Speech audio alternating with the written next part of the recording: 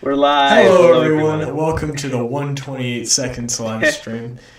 OBS was being strange on Max's end, so this is what we're doing. Yeah. It was a combination of two factors. I need to switch over to the stream. Look at me. Yeah, not being pro. today we are joined by Lynnea, who is being our guest today. I can't really see. I can't really see. Oh, so Lynnea, you can hear me. I really don't know what's going on. I am sort of in this black box. No. If you have a question for Lynnea, I'll relay it to her, and we'll ask her. But she just said hi. So does she? She's saying hi to the audience. I know, because after I introduced her, it just seemed surprisingly well timed. It happens. Oh God.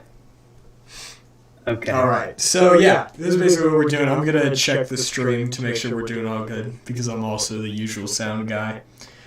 So Max, tell us how your day. How was your day? It was a little stressful. I'm gonna be honest because here's the thing. I have two laptops for this stream. The first laptop is the one that I primarily use OBS. I can kind of hear his headphones, not really. So the first echoey. laptop is the one that I primarily use OBS on, and that is my father's laptop, and my brother uses it for school during the week, and so I just use it once a week. And when I opened it, it was just being so buggy, Chrome wasn't even responding, and I was just after half an hour trying to wrangle it, I'm like, okay, this is not going to work. So then I tried on my mother's computer, which is a MacBook instead of an HP. So OBS would only run at 2 frames per second, but I was obviously it's better than nothing. But I put in the stream key and everything, and OBS, when I hit start streaming, just refused to accept the stream key. It was just cannot connect to server. And so, I'm a little stressed out. I can't wait until I can just get RoboCop back. RoboCop, if you guys aren't aware. RoboCop. Yeah, RoboCop is my computer, my MacBook, and he is currently being held hostage at the Florida Apple Store because they refuse to open because of COVID when every other store in the mall is open. I'm like, can you not have at least one day just say, all right, everybody, Saturday, the whatever of October, from noon to 3 p.m. You got to come in with a mask. We got to take your temperature, the whole shebang, and the 5 people that have their electronics in maintenance, you guys can come pick it up. Is that too much to ask for? But I guess it is. So my computer, RoboCop, is just sitting there, sad and alone. Max, my voice is echoing. How do you fix that? I would check how many audio captures do you have? Is there 2. mic? Okay, I would get rid of desktop audio, right? Okay. Oh yeah, desktop audio on the input, right? Yeah, so I would get rid of desktop audio, but the problem is that will mute me.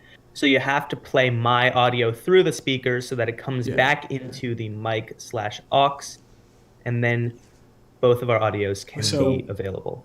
Hold on, what do I sound like now? Can you still hear me? Well, it's on I can hear you on Discord, but it's a 30-second delay, Yeah. Wait, no, you can hear me normally though. I can hear you on Discord, yes. Well, yeah, that's how we're talking. Yeah. Well, I just thought you meant on the stream because. Oh, okay. Yeah, hold on. I'm gonna check that's true. Yeah. Okay. Okay. Sorry about audio issues, everyone, and just general struggles. Yeah, the loyal gravitons. Exactly. They get it. So should I? Oh, it's still echoing. It's You like only have one capture. You only have one capture. no, I do have 2. Well, if you want to get rid of the echo, you need just one capture. What do you want? All right. So how do you do it through one? Okay, so you play my audio through your speakers, and then you get rid of desktop audio. On Which one? So you play my just. Yeah, it's going through my speakers, which is my headphones. So, no, but it can't be because it has to come back into the microphone essentially. Oh, I get what you're saying. Yeah. I suppose they can't hear me right now. No, I think they can. Oh, okay, they can. So once you have my audio going through external speakers, then you can turn off desktop audio and just keep mic/aux. And then that is all that is necessary. And then you're good. But yeah, while you're doing that, I guess I'll just introduce. So today we're talking about dreams, as in not hopes and aspirations. Do you want to do the plugs? I can move them while I'm working. Yeah, sure. I'll tell you when. So we're talking about dreams, not as in the meaning, which is like hopes and aspirations. We're talking about the mental process of dreaming. We are going to be talking about why dreaming happens. It's a little mysterious. Scientists don't exactly know. But I'll get into that in a second. So yeah, let's start with the plugs here. First plug, go. So I'm going to assume that that's on the screen now. Yep. I can't really see, but let's see. So this video is not intended for children under 13 years old.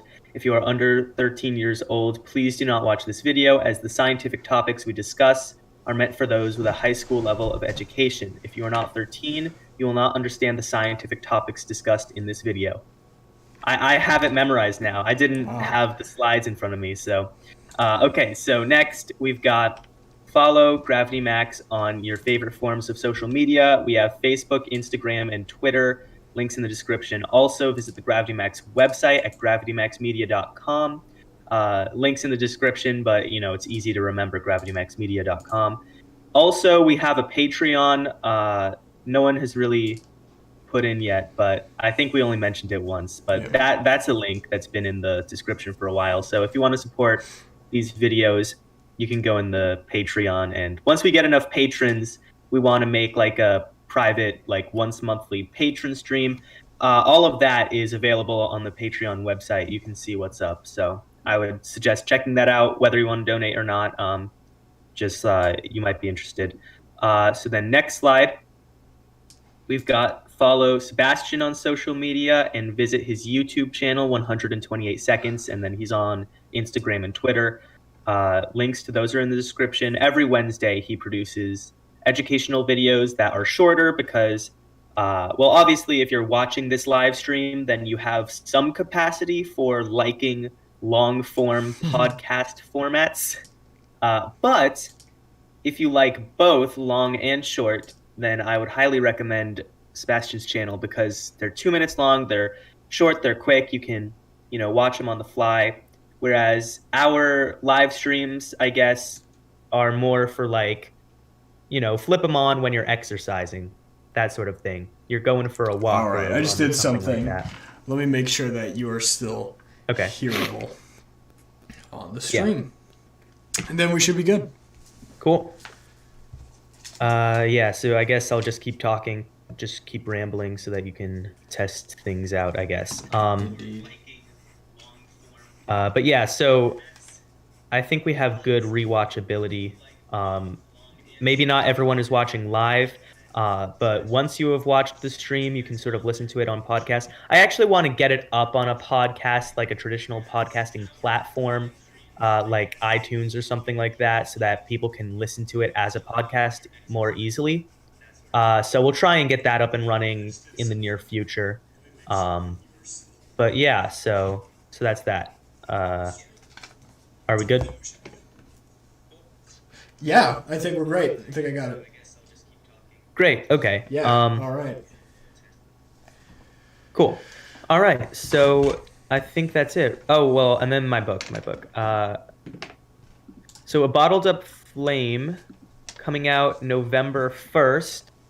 That is, what is it? I think that's like 42 days away. I have a timer on my phone. Let me actually check that timer on my phone.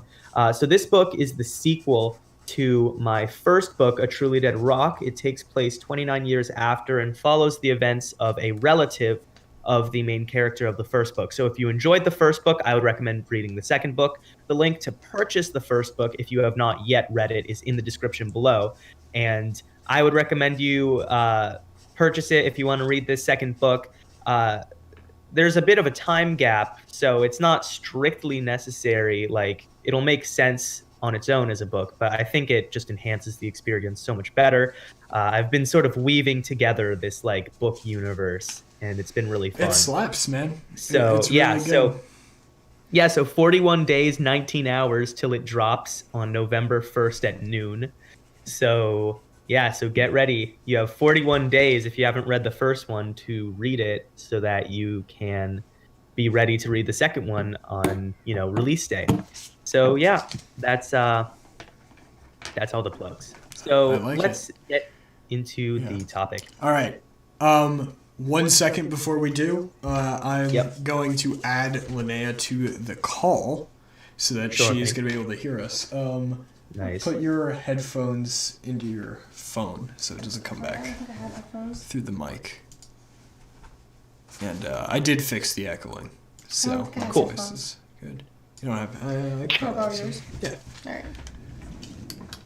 Oh my god, that drawer. Yeah, it's my wire drawer. I see that. Wire drawer. They might be elsewhere. They might be on my nightstand, actually. They are. They are. Those are the wired ones? Yeah. All right. Max, what do you think about iOS 14? I like it. I don't believe I've actually downloaded it yet. Yeah, me neither. Linnea, what have you been saying about iOS 14? I mean, the only real difference is the home screen stuff. So I changed my home screen shit. Yeah, it looks cool. Yeah, Yeah, iOS 14. Learn more. Download and install. I guess I could do that now. Here. All right, I'm going to add Linnea.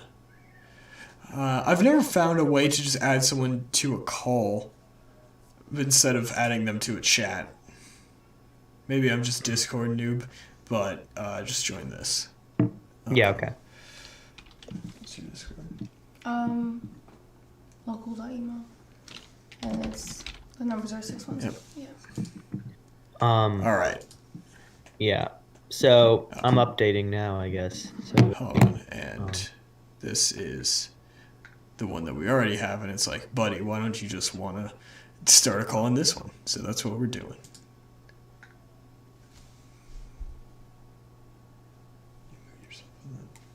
Very cool.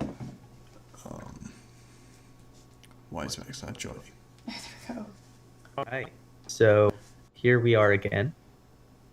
Okay. All right. Yeah. There we go. All good.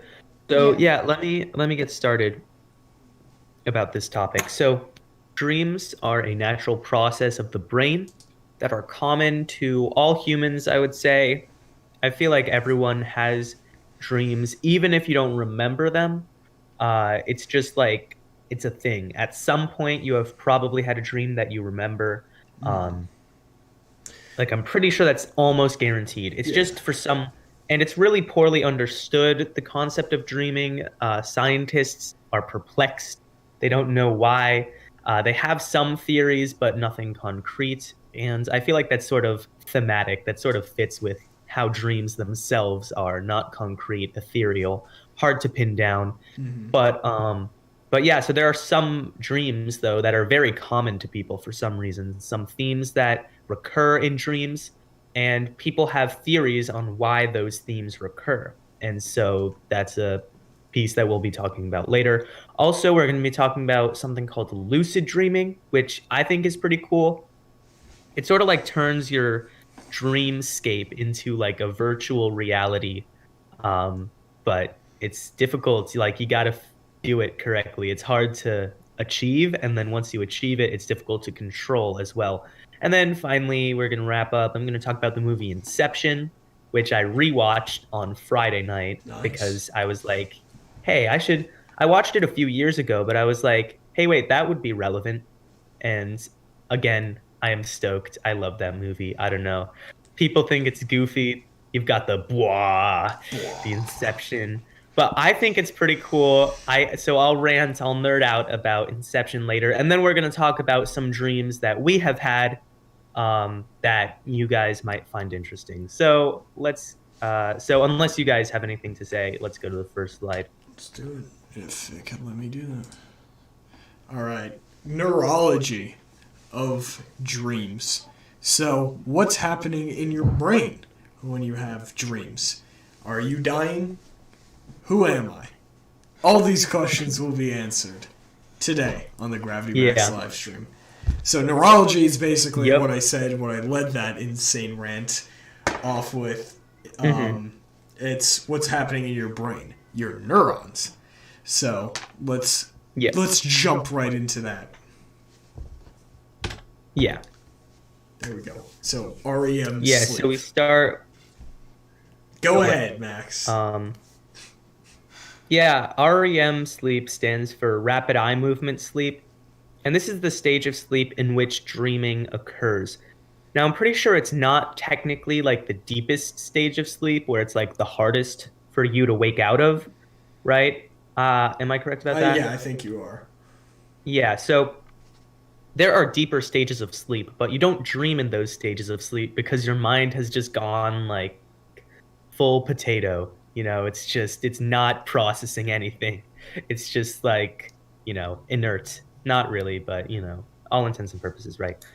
So REM sleep, sorry. Bless Oh, you. gosh. I did not get a lot of sleep last night, to be honest. Oh, no. What was I saying?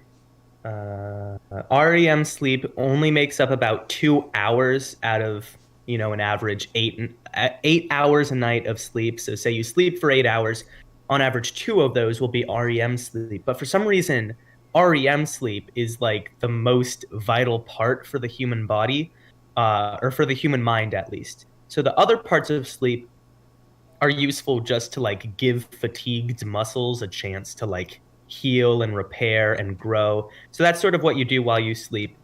Because say when you do a workout, the reason that you feel sore afterwards is that your muscle fibers have torn a little bit, and everyday activities, just such as like walking, can induce that just slightly. So when you go to sleep, your body like takes the downtime and starts to mend those little tiny tears in your muscles. And for growing children, that is when you actually grow. That is when your bones like add new bone material. But REM sleep is where the mind actually gets to rest. So some people have gone on these sleep cycles. I think we talked about these at one point, but they are biphasic, triphasic, polyphasic sleep cycles. The most extreme one is called the Uberman sleep cycle, where you take a 20-minute nap every 4 hours, which sounds crazy, but you don't need to sleep other than that. And if you add it up, that's only 2 hours of sleep a day. But remember, 2 hours of REM sleep. So these people essentially are, by breaking their sleep up into these tiny chunks, they make it more efficient. And so they like get pure REM sleep. And so they can be more efficient. But it does come at the cost of, your bones and muscles need to mend. If you're a growing adult, it could stunt your growth. So not necessarily the best idea for everyone. And of course, it would be a nightmare if you have any sort of traditional employment. But if you are self-employed and you want to improve your efficiency, then you have a way to, have 22 hours of daylight instead of 16. So there you go. Let's see. Yeah.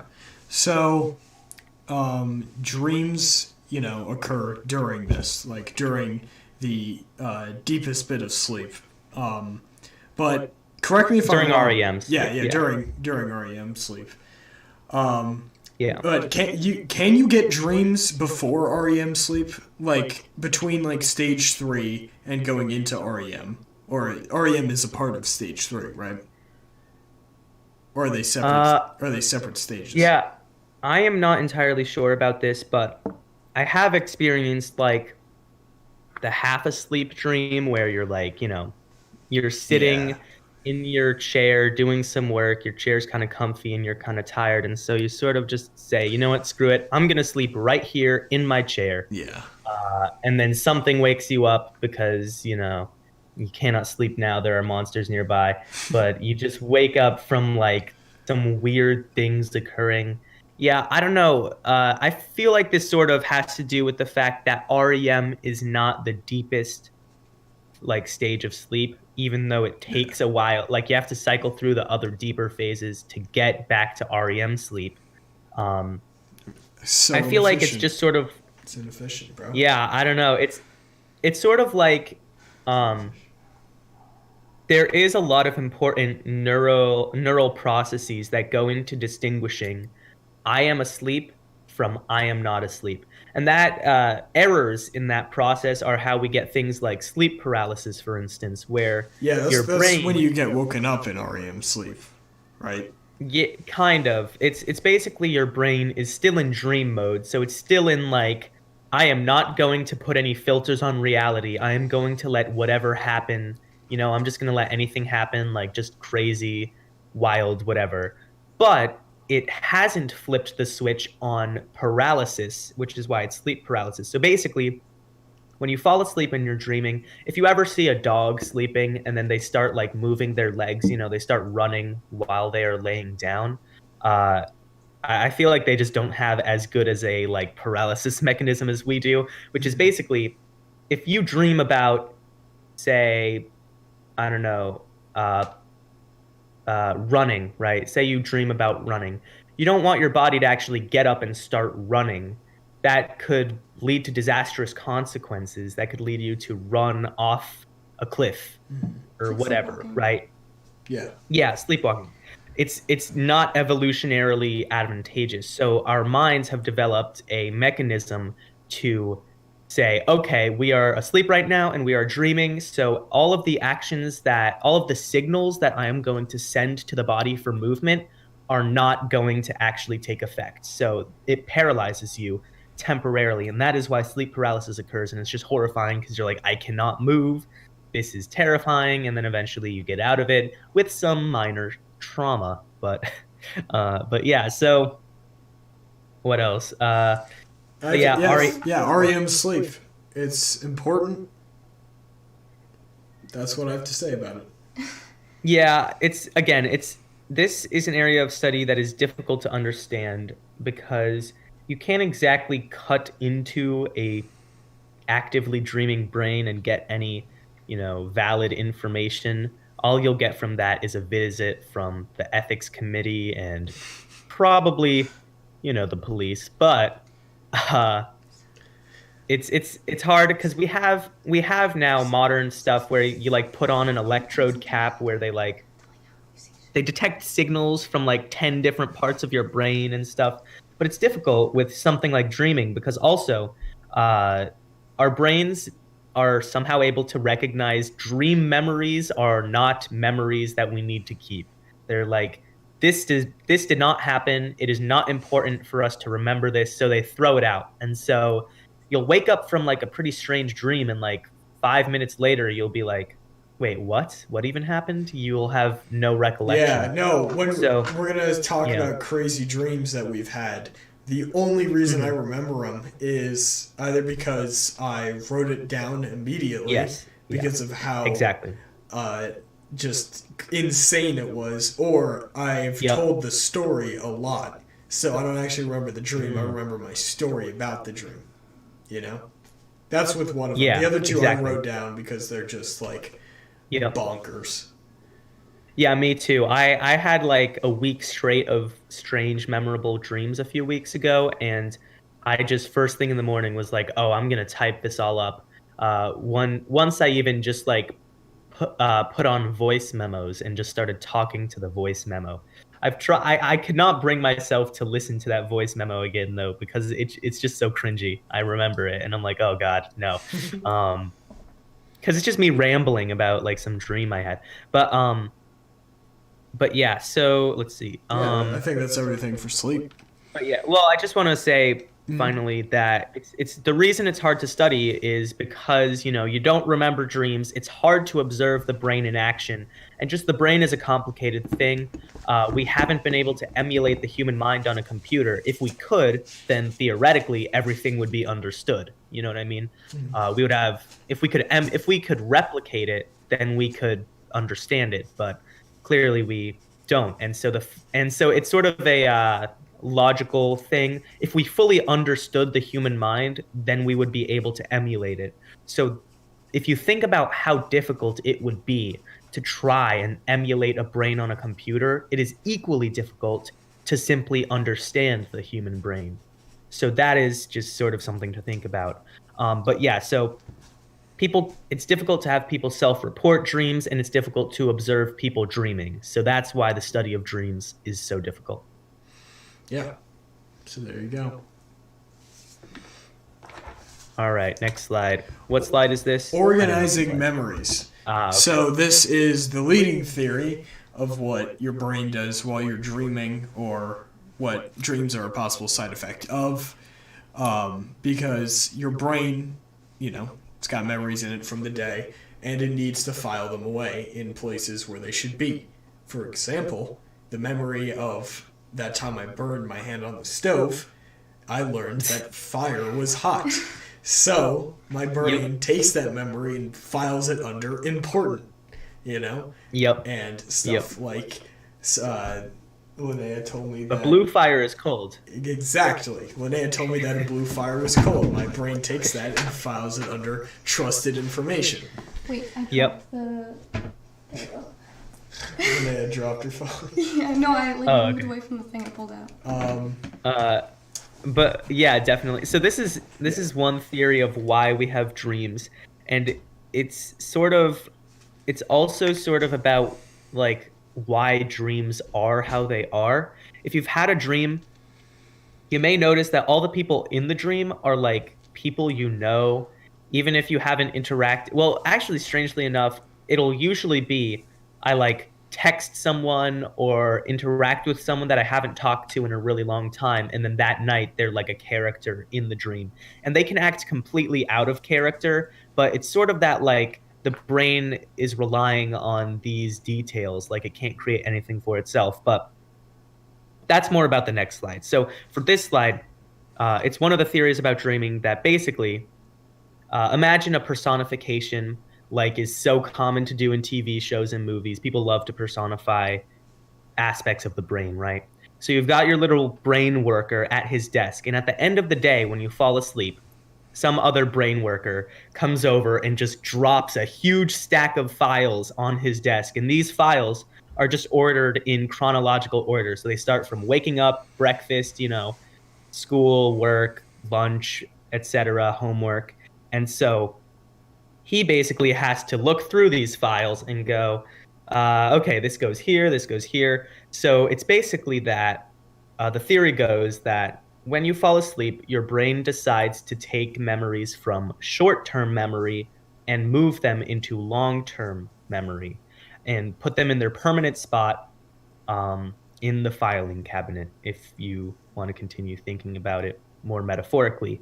But yeah, and I find that really interesting because what that means is that your brain will take aspects of what occurred during the day and, throw them into a dream. And that is why you sort of have dreams. It is your brain in the process of organizing your memories and putting them in their spot. And this is why when people say go days on end without, sleeping for various reasons, it'll sort of be like they'll forget things. Like the days will blur together. They'll be like, what happened? Was that yesterday or was that 5 years ago?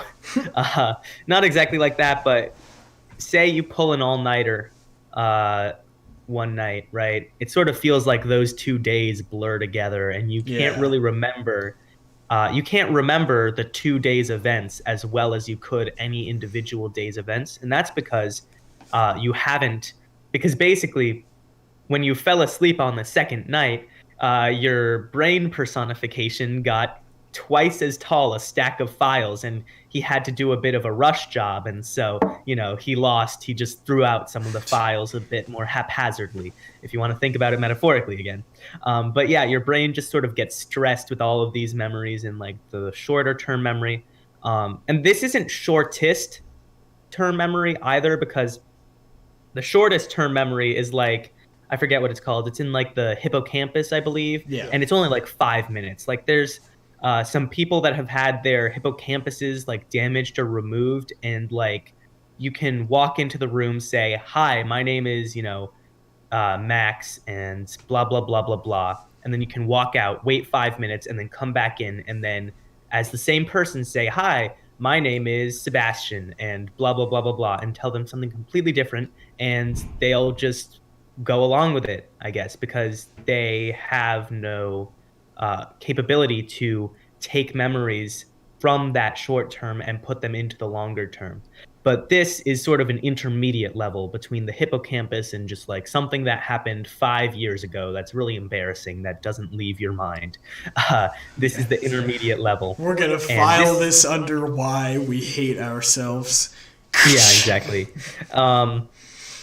And this, so whenever you go to sleep and when you dream, it's sort of the act of moving your memories from this intermediate zone into just the long term. So yeah, that's organizing memories. Yeah. So that's what your brain's doing. If you think that your brain ever does something for no reason, think again. There's usually a reason. Yep. Yeah. So the next slide, we have repetition. Take it away, Max.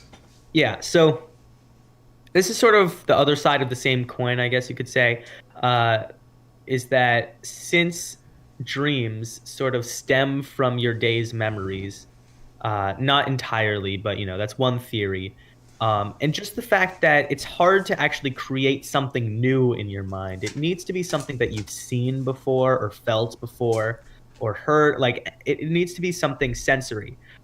So your dreams draw on your past memories in order to, make new situations. So that's why I've had dreams where, say, I am in school, right? But everyone there, they're all my friends from camp, even though none of them go to my school, right? And that sort of seems ridiculous, but it's just the fact that, say, you've interacted with your camp friends more recently or something like that.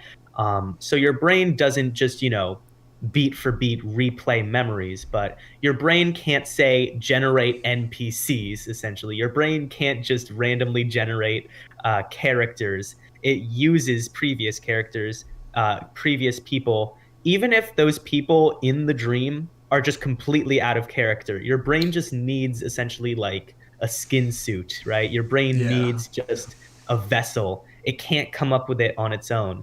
And so that's interesting. Like, I had a dream where it was like, for some reason, everyone was like the cast from this TV show I was watching, this like live action TV show. And they were all like, I mean, not to be, well, basically you had, the star of the show was the one A-list actor, and then all the other people are like the B-list actors in this like TV show, right? And so they were like the people in my dream because I had just binge watched that TV show essentially, which is just strange. And you just don't question it. You're like, yes, I am friends with these people.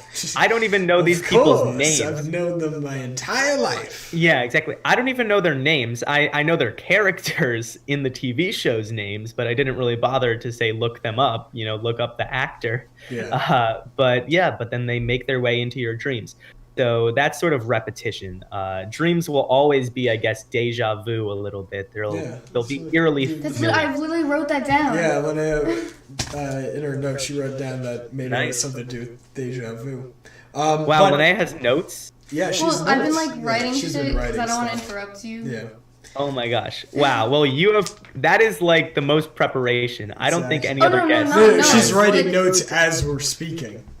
She's thinking about it. Still though, having notes to reference, that is like no guest has done that before, so nice job. Michael Stevens of Vsauce, when he locked himself in that white box for 3 days, the mad lad. He said that he had dreams only of the white box. You know, even though he was like, at that point in time, he was like, what, 45 years old? He had 45 years worth of memory.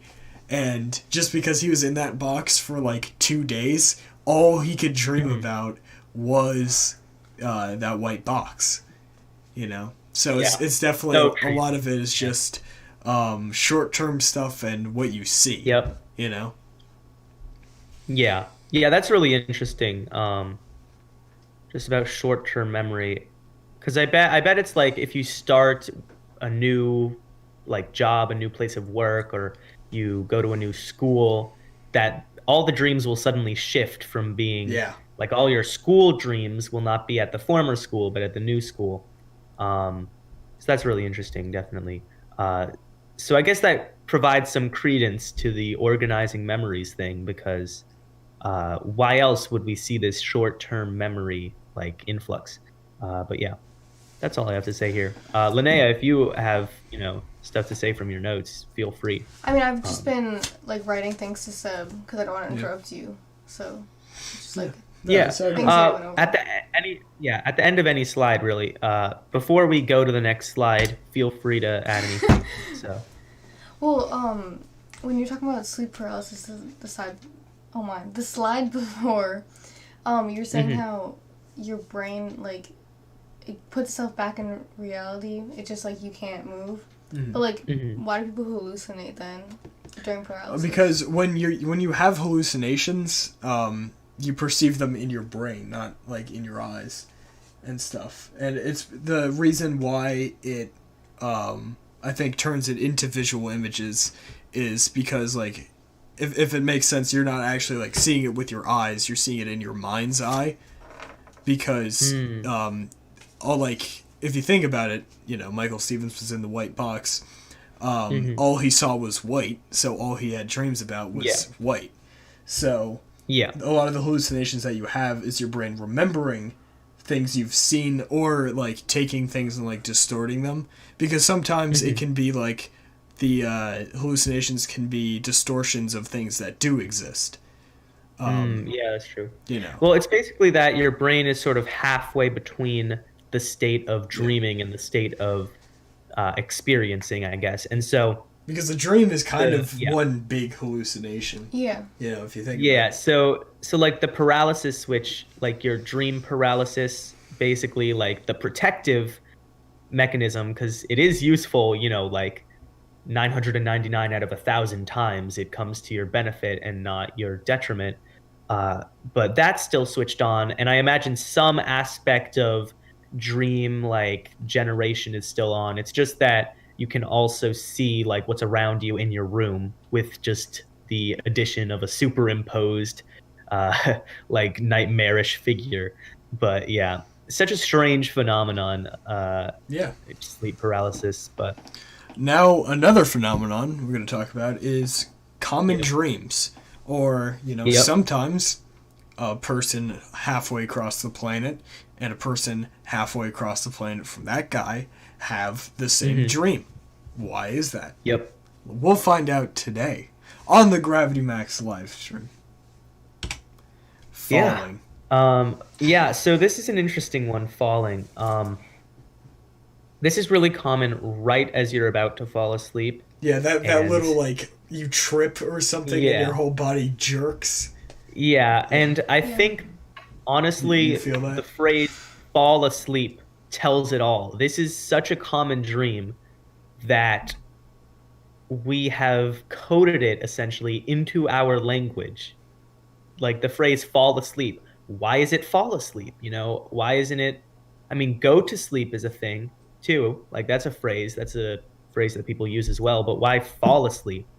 Like, why is it the adjective or the verb fall instead of, like, any other verb? Like, I don't know. I can't really think of any other verb right now, but anyway. So it's basically like, it's another one of these transition mechanisms. Your brain is pretty good at transitioning between wakefulness and sleep, but it does make some errors, some mishaps sometimes. And one of those mishaps, I believe it's like a thing with it's got to be with the cochlear, it's got to be with your ear, your vestibular system, which is basically your ability to balance, your sense of balance. It is deep in the ear. It's called the middle ear. And the middle ear having discontinuity with your eyes. So if your eyes say, I am standing still, but your middle ear says, no, you are accelerating or you are spinning, that can cause motion sickness. And that is why people get nauseous or vomit when they're in a car or on an amusement park ride. And so the vestibular system here, I imagine as it goes from wake mode of vestibular system to sleep mode, it just has a period where it sort of blanks out and, says, oh my gosh, we are falling. And obviously, the sensation of falling is pretty alarming for a human being because falling can result in death. So that makes you wake up and that makes you jolt awake. Yeah. And then you're like, oh. And you're like, ah. Oh. And your heart's racing. But yeah, so... So yeah, I would say that I've definitely had this one, that both the jerk before you go to sleep and just having a dream where I'm falling off a mountain or out of a helicopter or any of that stuff. Yeah, it's interesting. Definitely. I had a dream once where I fell off like a really high cliff face and I woke up on the ground next to my bed. So I guess I had actually fallen off of my bed, and that's why I dreamt that.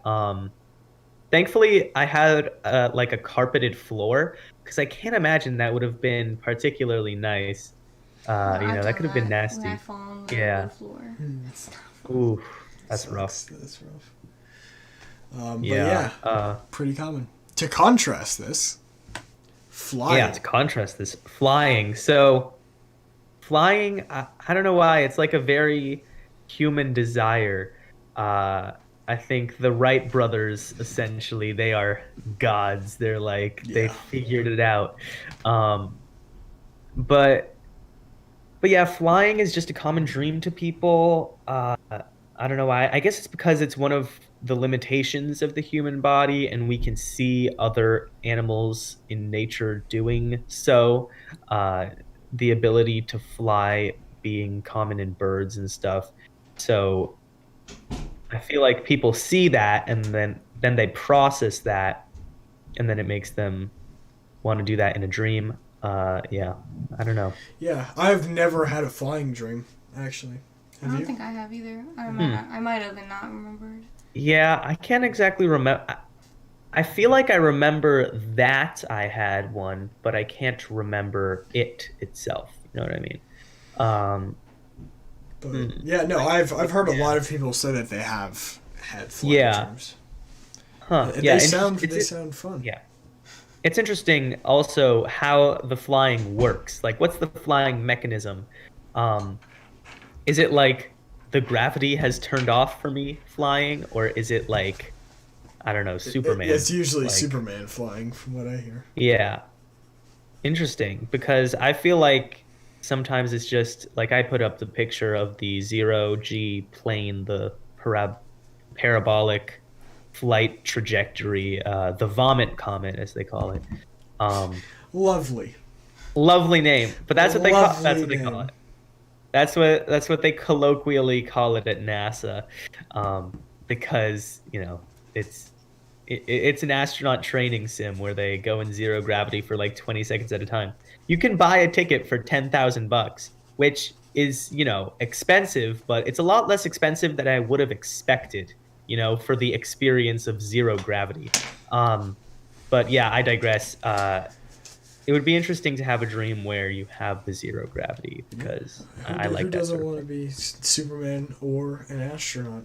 Or both. Exactly. Or both. Think about it. I think he was both. As a child, as a baby, no less. Anyways, being late. I've definitely had this one. This is where you me too.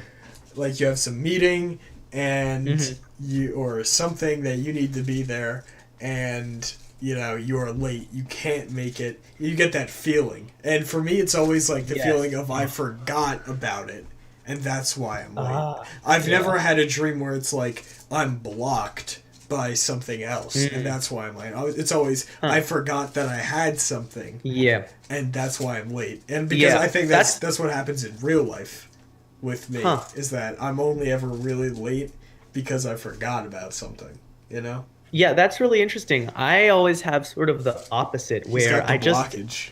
Yes, and it's crazy. The longer the dream goes on before like I wake up, the progressively stranger things come to block me.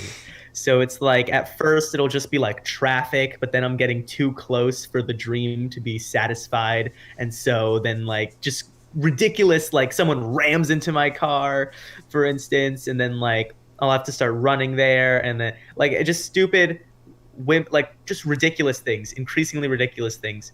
And I always laugh at that. I kind of find it funny when I wake up, even though in the dream it always feels like a sense of dread in my stomach, like, oh no, I'm late. I'm getting later and later. Oh gosh, they're gonna be so upset. But I think that when I wake up, I just laugh because it makes me think of sort of like quantum randomness and stuff like that, and like the many worlds theory, because it's like of the possible paths that the universe could take. It's like everything is conspiring against you. It's pretty funny. It's like a contrived plot is how it feels, like a bad, like a poorly written narrative. And I just find that entertaining once I'm out of it, of course. While I'm in it, I'm like, oh no, this is real. I am actually late. But yeah, so what else about being late? I think this stems probably from being too busy just in life, being overworked, or you know what I mean? Like being stressed out about all of your obligations and being like, oh no, I got to run around. I got to do this, this, this. I just got to keep going and going. I think that is likely to induce a sort of dream like this. What do you think? Definitely. Yeah, and I definitely have this one like a lot. You were saying before how like you wake up and you find it funny. Whenever I wake up from these dreams, it's like I get really anxious. Like I know it's a dream, but I always get a feel of relief. That's always the first thing that hits me, because like whenever I'm in any kind of trouble, like usually I'll have crime dreams where I'm doing just mass amounts of felonies. And I'll wait, like I always get cornered, and with my 1920s era gangsters, and I'm like, boys, they've got us cornered. And they're like, looks like this is it, boss. And then we get like, we're about to get shot to death by the 30,000 police officers that have been chasing us across Oklahoma County. And our backs up against the wall. And then I wake up and I'm like, God bless those boys. I made it out of there. Oh my gosh. Yeah. That's interesting. But anyways. Yeah. Test taking. Yeah. Some say life is a test. Huh. I don't. Go ahead, Max. I don't. Some say, yeah. Yeah, this is an interesting one. And it's interesting that many adults have this dream despite the fact that they have been out of school for decades, which is really interesting because, as we said, dreams sort of do a lot of repetition from recent experiences. They like to pull from recent experiences. Yet somehow, even adults have had like this just emotional trauma essentially from school. Maybe it's a sign that our test taking systems aren't the best, right? Yeah. But yeah, so I don't know. There's a unique horror to standardized testing.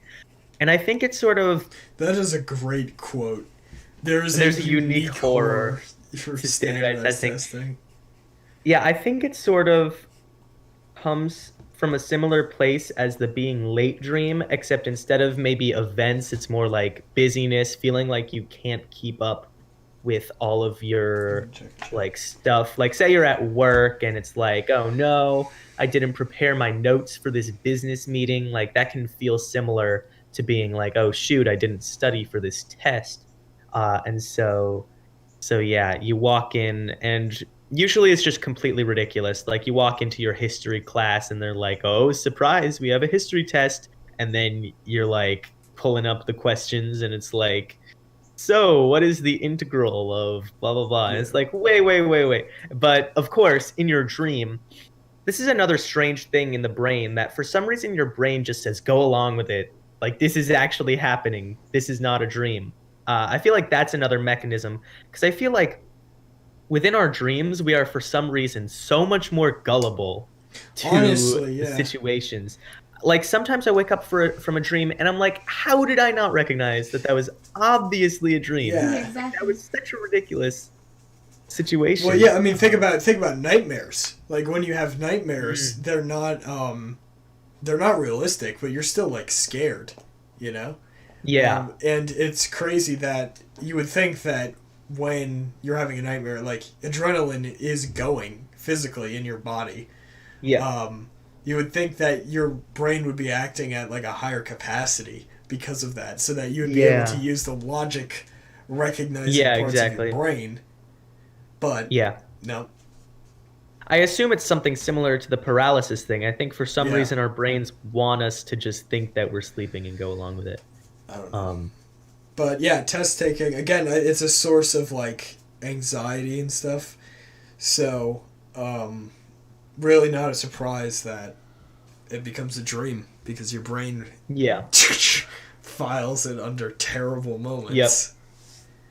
Yep. Terrible moments. But next up, we got teeth falling out. I didn't get this one until like 2-3 weeks ago. Okay. And that wasn't even the thing that was happening. That's how the dream ended. But for the majority of it, again, I was having a felony dream. I was in Vegas. And I was in this really fancy car. And I was driving around with, like, Depression-era gangsters. And we were, like, speeding it through the thing. And then we would, like, all jump out of the car and break into a restaurant and then rob them. And then jump back in the car and do it again. But we jumped out, and then I feel like my tooth getting wiggly, and it falls out, and then I feel another one getting wiggly, and that falls out, and that's where I woke up. It took 2 teeth for me to wake up. 2 teeth. Yeah. Yeah, I haven't had a tooth falling out dream. Me I've heard a lot of people say they get this one more than any I more think than it's any related. other dream. I think it's related. Tell me if like this is accurate to you.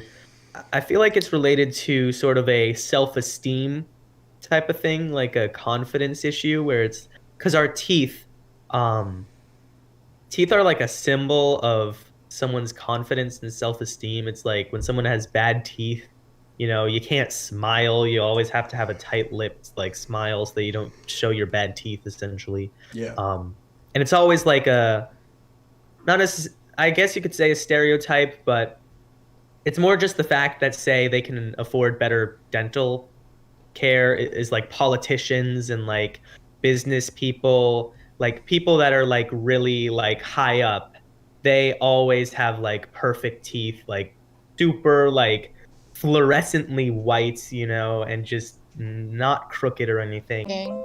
Okay. And we're getting back. Yeah, sorry, my Wi-Fi just tripped. I heard my mom run up to my dad's office to tell him that. Oh, okay. So I don't know how much of the stream missed, but I was basically just saying teeth are like a status symbol in society. We got it. Okay. A snaggletooth. But yeah, so have you felt like that or something with your teeth dream, that it was like a lack? Yeah, actually, I felt really self-conscious around those gangsters and stuff. I was scared that they would call me like train tracks or something if I had to get braces. You were train tracks for a while. I was. When you had braces. Now I'm snaggletooth. I had braces during 8th grade. Oh yeah. I remember that. For 1 year, because my teeth were like almost good, but not quite. I have perfect teeth. I had braces since like what grade? Since like 2nd. Yeah, for real. No, because I had like the really bad overbite over it. Yeah. Like to the point where it could have like popped out. But anyways, yeah. Being chased So here we have Yeah. the bulls running off these guys. Yep. Yeah, definitely very common. I think it's just primal, you know. Like, yeah, definitely. Just being chased, and that's what the running of the bulls is, because that is just primal. You know, you just like release 100 insanely violent cows, and you just have them chase after you. That is, I don't even know what to call that. It's legendary, is what it is. Yeah. It's really interesting. Running is actually deeply entrenched in like the human experience and just the sort of defining feature of humanity essentially is endurance running. That it's like most other animals, predators and prey alike, they can run in like short bursts, like much faster than us. So like the cheetah, for instance, people are always like, oh, the cheetah is so fast and whatever, but they're only so fast for like a few moments. And then they get incredibly tired out. But humans can run at like a consistent, like mediocre but slow like pace, right? But they can maintain it for like such a long time that a hunting strategy would be to just keep consistently running after an animal, and it would make short like bursts away from you as it's like so much faster. But if you just kept following it, essentially it would eventually get so tired out that you could just, as a hunter, you could just, you know, walk up to it and stab it eventually, which is just really fascinating that was sort of the human trait, being able to run slowly but efficiently. So yeah, I don't know. I guess this is also stress too, like a dream of like, oh gosh, everyone's coming for me. I haven't had a dream like this, so. I definitely have. I think. I can't remember. Like, I don't have one specific recurring chasing dream, but they've definitely been out there. When I was in elementary school, I had this like recurring dream.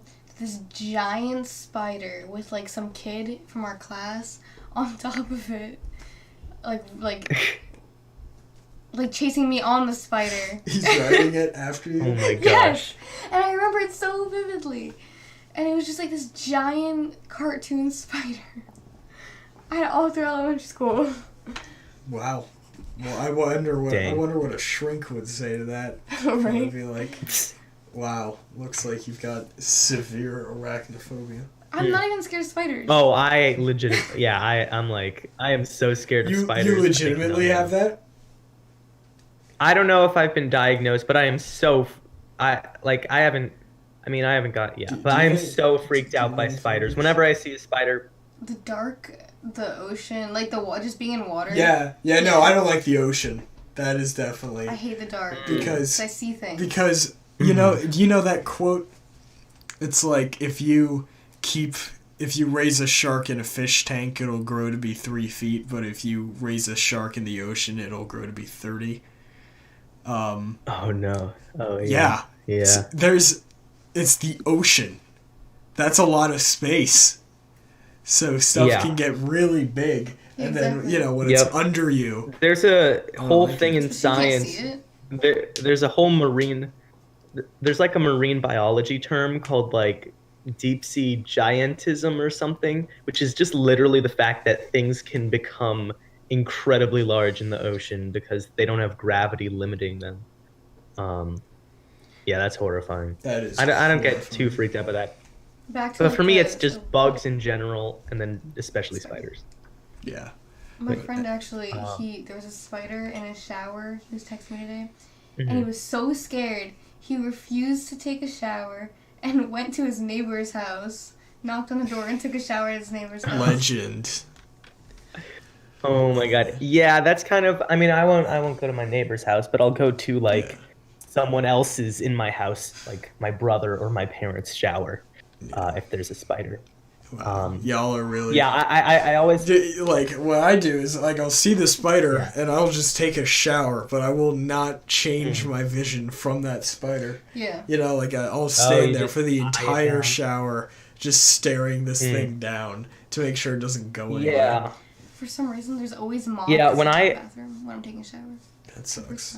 Yeah, when I lived in a house that had a guest bedroom, whenever I would see like a spider or something in my room, I would pretty much just evacuate my room for a week and just go to the guest bedroom. Oh my god, you would have got. But now I don't have that, so now I have to. I actually managed to kill a spider. Yeah. Most horrifying experience of my life, though, trying to do that. I was like, oh my god. But I had to, otherwise it would be there and it would try and get me. It was me or him, you know. Wow, that's some serious morality questions. I didn't have a guest bedroom, so I couldn't just evacuate this time. So I'm like, oh no, I have to like stand my ground here and get rid of this spider. Wow. It was very, very scary. I'm still scared of spiders, even though they say that, like, oh, when you conquer your fears, then they magically go away. Nope, no, it did not. I am still scared of spiders, so yeah. So there you go. All right, next up we got dying. Yeah, so, dying. Dying, not a fan. Not a fan. A lot of people do it, you know. Mm-hmm. But sometimes it makes its way into your dreams. Well, like your brain, it's interesting because your brain doesn't know what happens after you die. So you usually wake up from a dream as you die, you know, like in your dream. I know that's sometimes true. Do you ever have the third person dream? I've had a lot of third person dreams. Yeah, for some reason, a lot of my dreams are in third person. And so I imagine that someone can have a dream where they die, but they're still in third person mode, so they're just like vibing. I haven't had a dying. A lot of them are. All of my dreams are in first person. Really? I have never had a non-first person dream. I usually don't have any first person dreams. Damn, it's interesting. Yeah, I would say I have a mix of first and third person dreams, but sometimes it gets a little wild where it's third person, but it's not even me. So my dream is just literally like me just watching a TV show or something, because it's just following some other random person. But I guess it's sort of me, because usually I am like in their thought process a little bit with the third person narrate. It's strange things. Dreams I would love to go inside the dreamscape of Max Rudin and see what horrors dwell within. I think I'd get too confused. Oh, I feel like Dream Max would just use a lot bigger words. Yeah, exactly. Dream Max would come up and be like, as you can see, the albedo of the planet. And we're like, no! We don't know what that means! But anyways, so dying is obviously the most primal fear. Again, to talk about Michael Stevens. He tried to find what was the scariest thing. And he came up with suffocating to death. Okay. Because it's a long and drawn-out death. And he ruled that death of any sort is the ultimate cause for all fear. Because what fear is, I made a video on it like a while ago. What fear is just your body telling you how to avoid and recognize danger. Yep. So yes, some spiders can be venomous, so that is why I'm afraid of spiders. No, it's not. It's because he's a little piss baby that can't handle an insect that weighs not even an 18th of what he does. I'm about to destroy your argument. Spiders are actually arachnids, not insects. Same fucking thing. you must be so fun at parties, Max. For real. Oh, I don't go to parties. That's how I get through the loophole. That's how I get through the loophole. I can't be a party killer if I don't go to any. God, drop a live grenade when killed. But anyways. Exactly. Martyrdom. Naked. Anyway. Sometimes you have dreams where Why'd you look at me like that? Because have you had a naked dream? No. No. I've had a naked dream a lot. You know. Usually the one where like you show up at school and you're missing your pants. Especially the that one Avatar episode where he's like, "No, Fire Lord Ozai, you're not wearing pants." And that entire episode, that was all about dreams. That was a good one. But I had that one a lot when I was younger, more than when I was older. Have you had a virtual school no pants dream? No. I usually am not wearing pants in virtual school. Same. So that's the reality. No, I don't think I've had a dream like this. At least I can't remember. At least it's like my brain has said, no, you will not talk about this to, however many people are watching, right?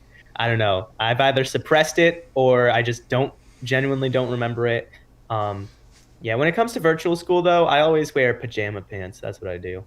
Like sweatpants. Just something really comfortable.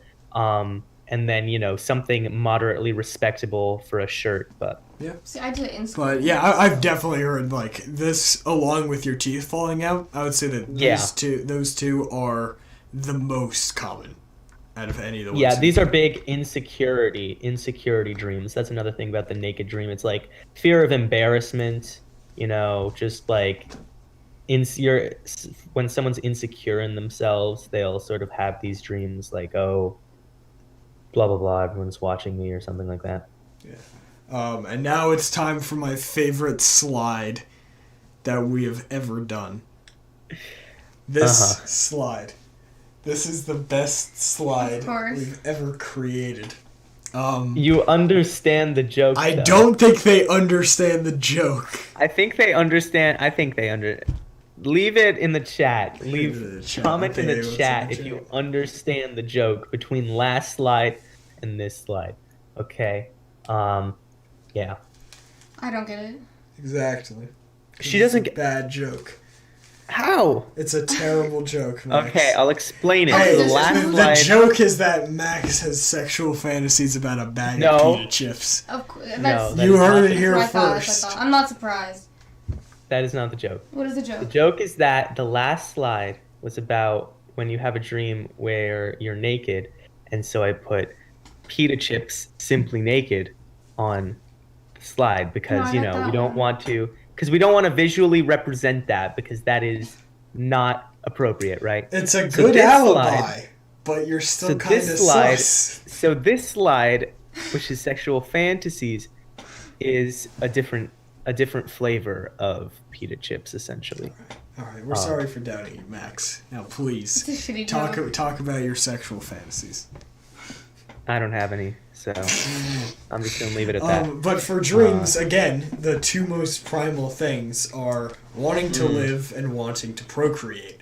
So this goes into that. Is that your brain is like ooga booga, we gotta procreate. Yeah. And it's your dreams. It's the id, exactly. the id. Yeah.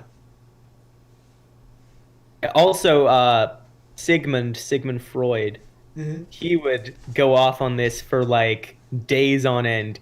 Sigmund Freud, father of like modern psychology, I think, but he had some pretty whack theories. Like, he thought that literally everything that humans did was based off of like survival and sex, essentially. Like he traced everything back, which is sort of true, I guess, right? But it's a bit reductive. I see what he's saying. Yeah, exactly.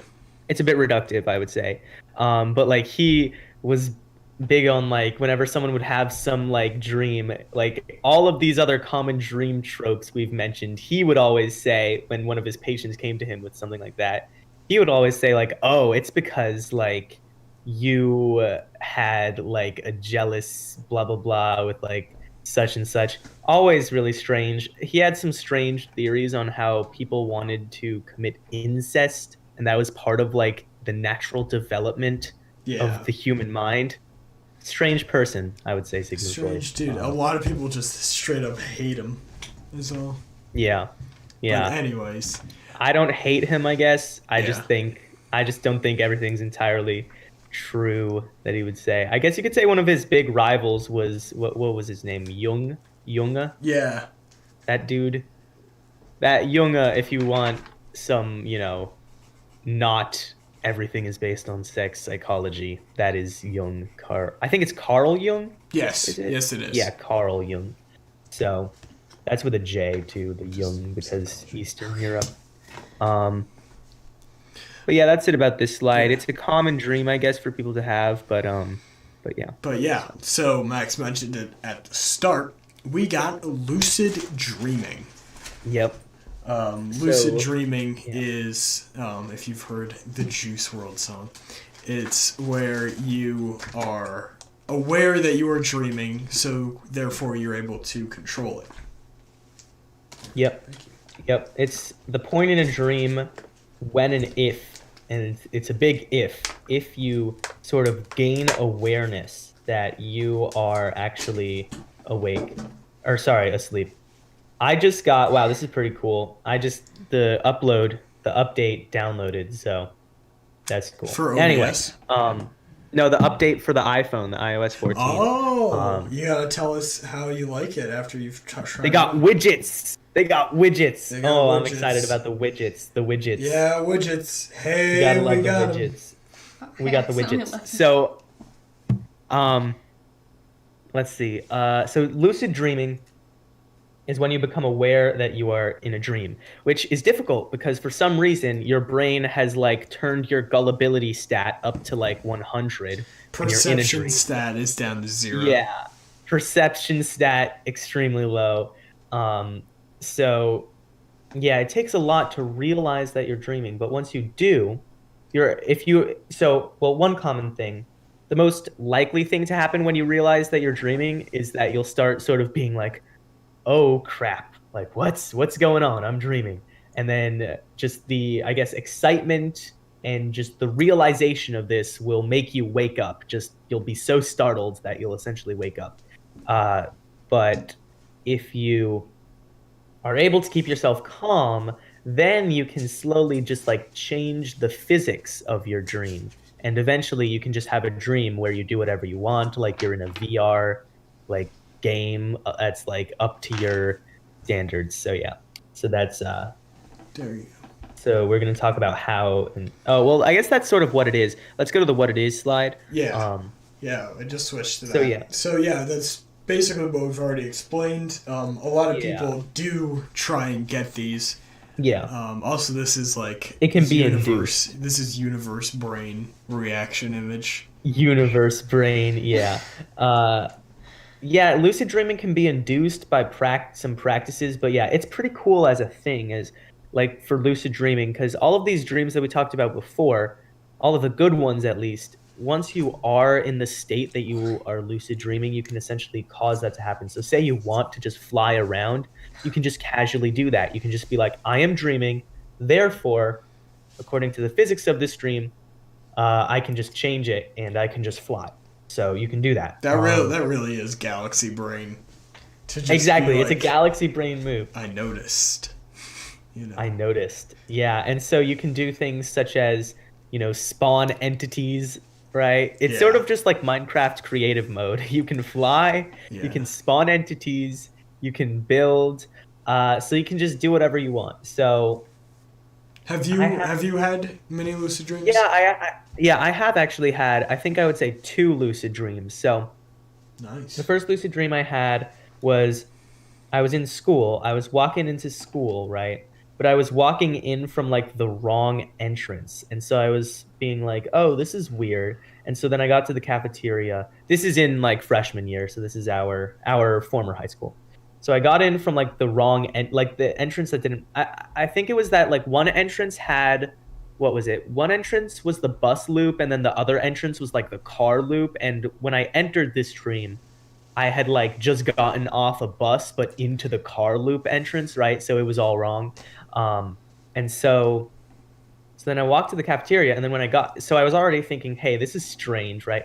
But then when I got into the cafeteria, which is where everyone hangs out before school starts, like everything was incredibly low res. Like there are posters in the cafeteria and stuff, and like instead of being posters, they were just like blank, like solid color sheets of paper. And this is interesting actually because your brain is not a PS5, right? You can't just casually render everything in the real world. It takes like processing power in your brain. So some of the finer details will get lost. And usually in a dream, because your brain is so gullible, it's just like, yeah, whatever. That makes sense. Like, it's not going to make you question things too much when you are, just in your gullible dream mode. Like, who cares if this poster is like a solid color instead of a detailed picture when, like, my teeth are falling out, right? So it's just not of concern typically, but this was just such a low stakes dream. I was just walking through school, so I was able to notice things were strange. And so then I just, with that combined sort of weirdness, I'm like, wait a minute, I am actually dreaming. So this was the first time I lucid dreamed, so my main concern was like remaining calm so that I didn't wake up. So what I did was, like, I walked over to a full table at the cafeteria. So there are 8 seats, right? And they're all like metal, like wrenched in. Like, it's not like free chairs. It's like the chairs are part of the table, like a park bench, right? And so all 8 seats were taken. So then I just casually, like, ripped out a seat from a neighboring table that didn't have like full seating, and then just stuck it in so that the table just had 9 seats now. And it wasn't like I was wrenching metal apart. It just sort of popped out and then popped back in, which of course wouldn't happen because it's metal. But in the physics of the dream that I now realize was a dream, I was like, oh, I could do this. Unfortunately, like, my plans were to go and do some more spectacular, like, physicsy things from there, right? But I was just like, that I sort of woke up after that. So I was like, oh, dang it. Yeah. And then the second time it happened, I woke up much quicker and almost fell into sleep paralysis. But I was like, no. Wait a minute. This other one was similar. It was in school. Things were strange because it was like my camp friends instead of my school friends were there. So I'm like, wait a minute, this isn't right. And then also everything was just incredibly low res. And once I realized, oh, I'm dreaming, everything in my vision just sort of faded away, like just fades away into darkness. And then I feel like numbness in all my limbs. And I'm like, oh shoot, this is sleep paralysis. If I open my eyes, there's probably going to be something terrifying waiting for me. So I just kept my eyes shut as best I could, and I essentially avoided the sleep paralysis. So then once the, like, tingling numbness went away, I was able to get up and be like, phew, I'm glad I dodged that one.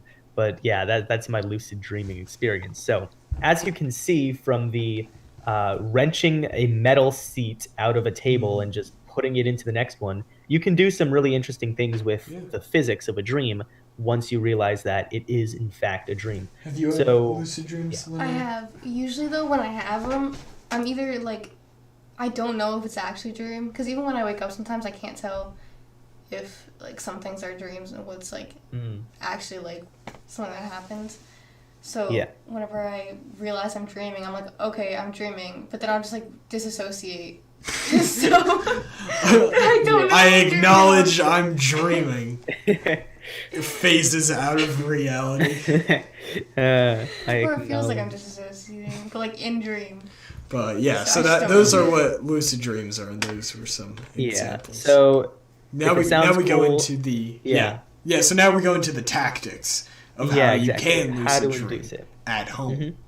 So the first one is journaling.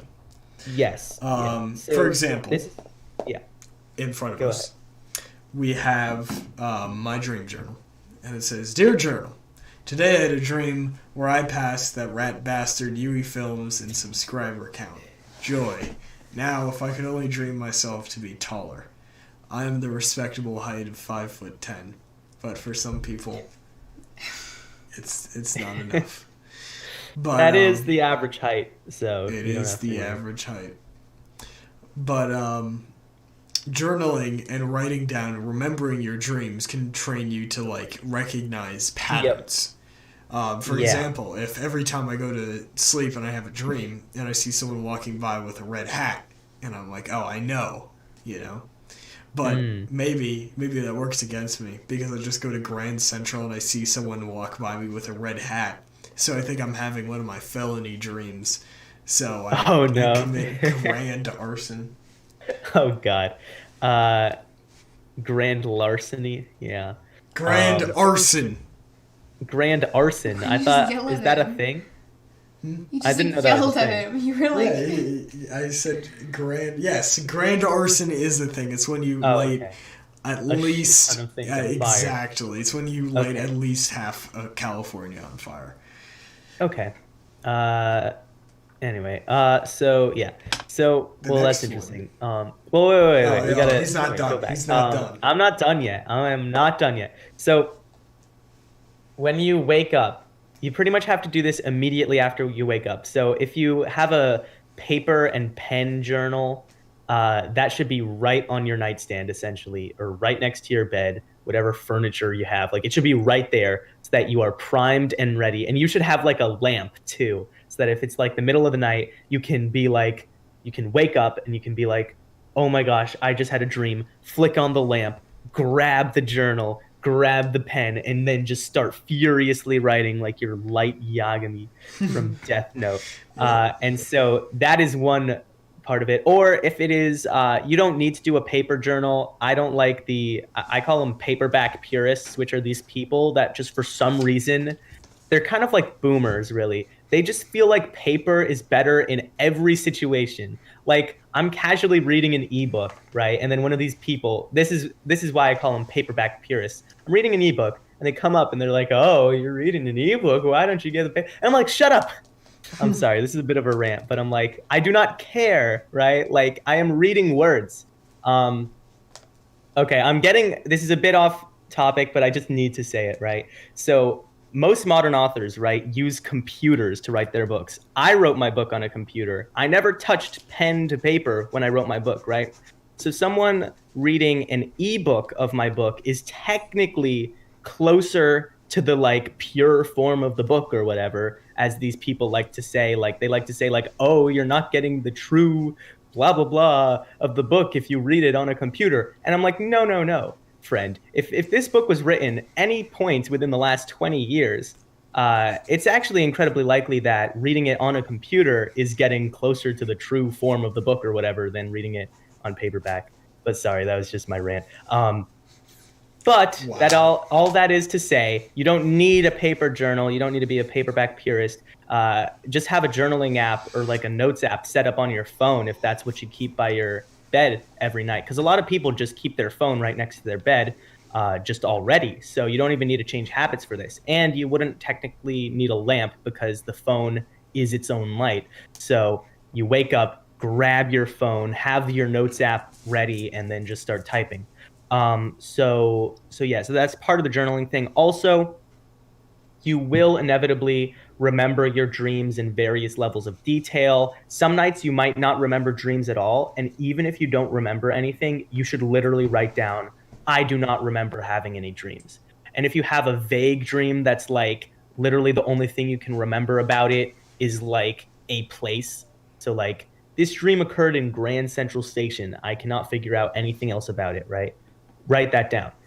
So like write down as much as you can, even if that is a low detailed thing, because that will help you to get to more high detailed dream journaling. And then eventually you'll recognize patterns in your dreams. You know, you'll be remembering them better anyway, which is, I would say that's just a plus on its own, just remembering your dreams better, even if you don't get to lucid dream. But yeah, so having that journal is very important to lucid dreaming. So yeah, so that's one piece. So then yeah, we can go to the next slide. Thank you. Checking for plot holes. So from Dice Funk, huge plot hole in reality. Every person carries around a device with access to the totality of human knowledge, and yet people are constantly wrong about everything. Like it. Yep. Pretty satirical. Yeah. This is obviously a big plot hole in reality to let you know that nothing is real. But in a dream, you can, work this out in your head. Like, for example, when Max ripped the chair out of the table and plugged it into a different table, he could have been like, you know what? I don't think that was accurate, game developer. Yeah, exactly. And then you go up to management and you're like, hey, buddy, I know. They're like, all right, here's your lucid dream privileges. I have some to say about this, but quickly, we have some UE Films chat. So UE Films says, excuse me, what have I tuned into? My name is being slandered. You may be on track to pass my subscribers, but I will always triumph you in height. 180 pounds looking chap.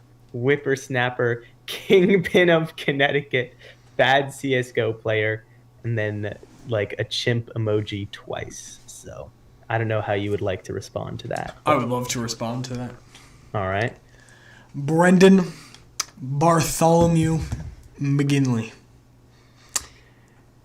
You lost. You've lost this fight.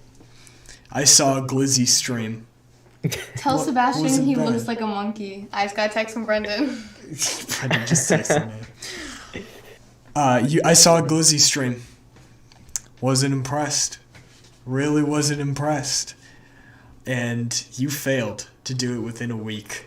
And if you remember, because I do, you bet your entire life on that. You bet your entire channel. I own your channel. Technically, I have like 900 subscribers if you take both our channels and combine them. So, Brendan, if you're asking yourself the question of when and if I'm going to win, let me tell you something. I already have. Because that's not my name. The game. The game? Yeah, that's not the game. The game? The game. The game. He keeps saying it. He just keeps saying the game. Yeah, I know. All right. I get it. The Brendan. game. He keeps saying it. Anyway. Anyways, Inception.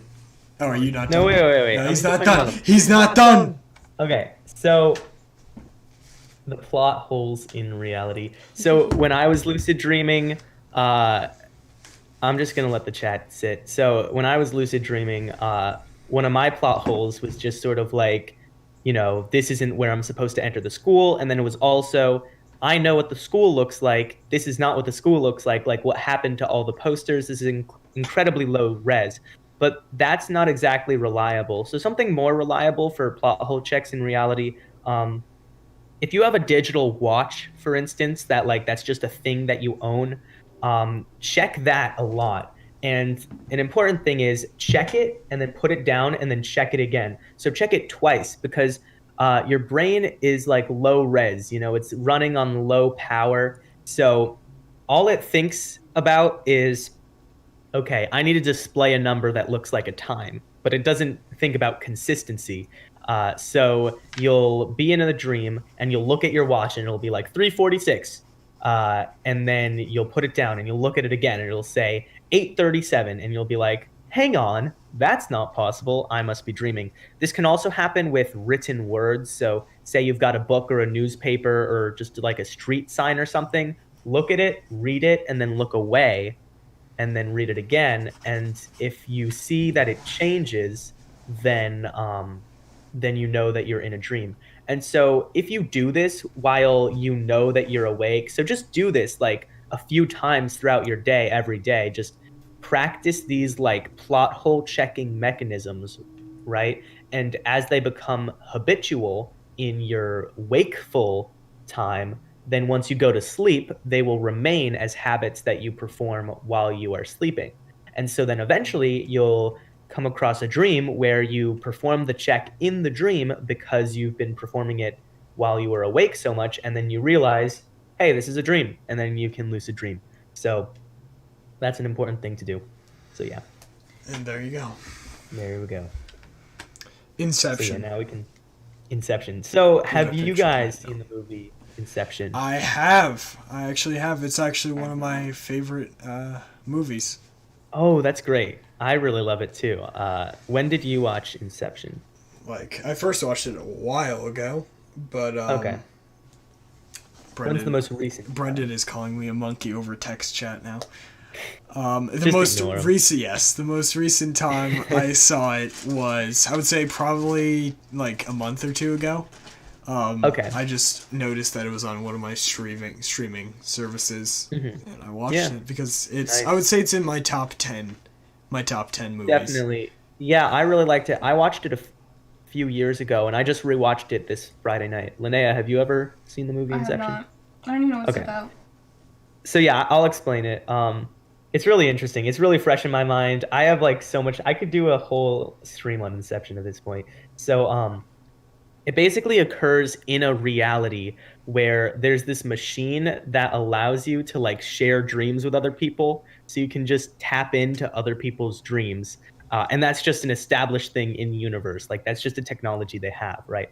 And so many large corporations, what they do is they send people called extractors to go to their rival executives and like sneakily enter their dreams without them noticing to try and steal information from their dreams. So it's like corporate espionage, and it's really interesting. It's like black market, like it's like illegal, it's like shady and stuff. So you got these extractors where they'll go to the rival company and they'll say find about their trade secrets and stuff by like going into their dreams. And so then what's happened at the same time is that people have realized that this is happening. So many high profile individuals actually hire extractors to train them and train their subconscious to like defend themselves, which is another aspect that in Inception, your subconscious acts like your immune system. So your subconscious projects like people and characters, like people in your dreams, right? The people you see in your dreams. And those characters act like your immune system. They recognize, somebody else that isn't us is in our minds, like in the dream. And so we have to like get rid of them. So then it tries to kill them.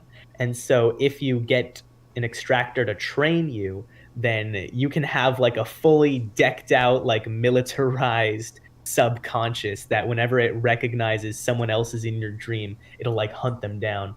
But yeah, so it basically, the story starts with Leonardo DiCaprio. His name's like Cobb, and he has like this team, and it's really fun. I really like this movie because it feels like a combination of like Ocean's 11 and The Matrix. You know what I mean? I know. Yeah, movie. Exactly what you mean. It's a heist movie, but it's also like a big alternate realities movie.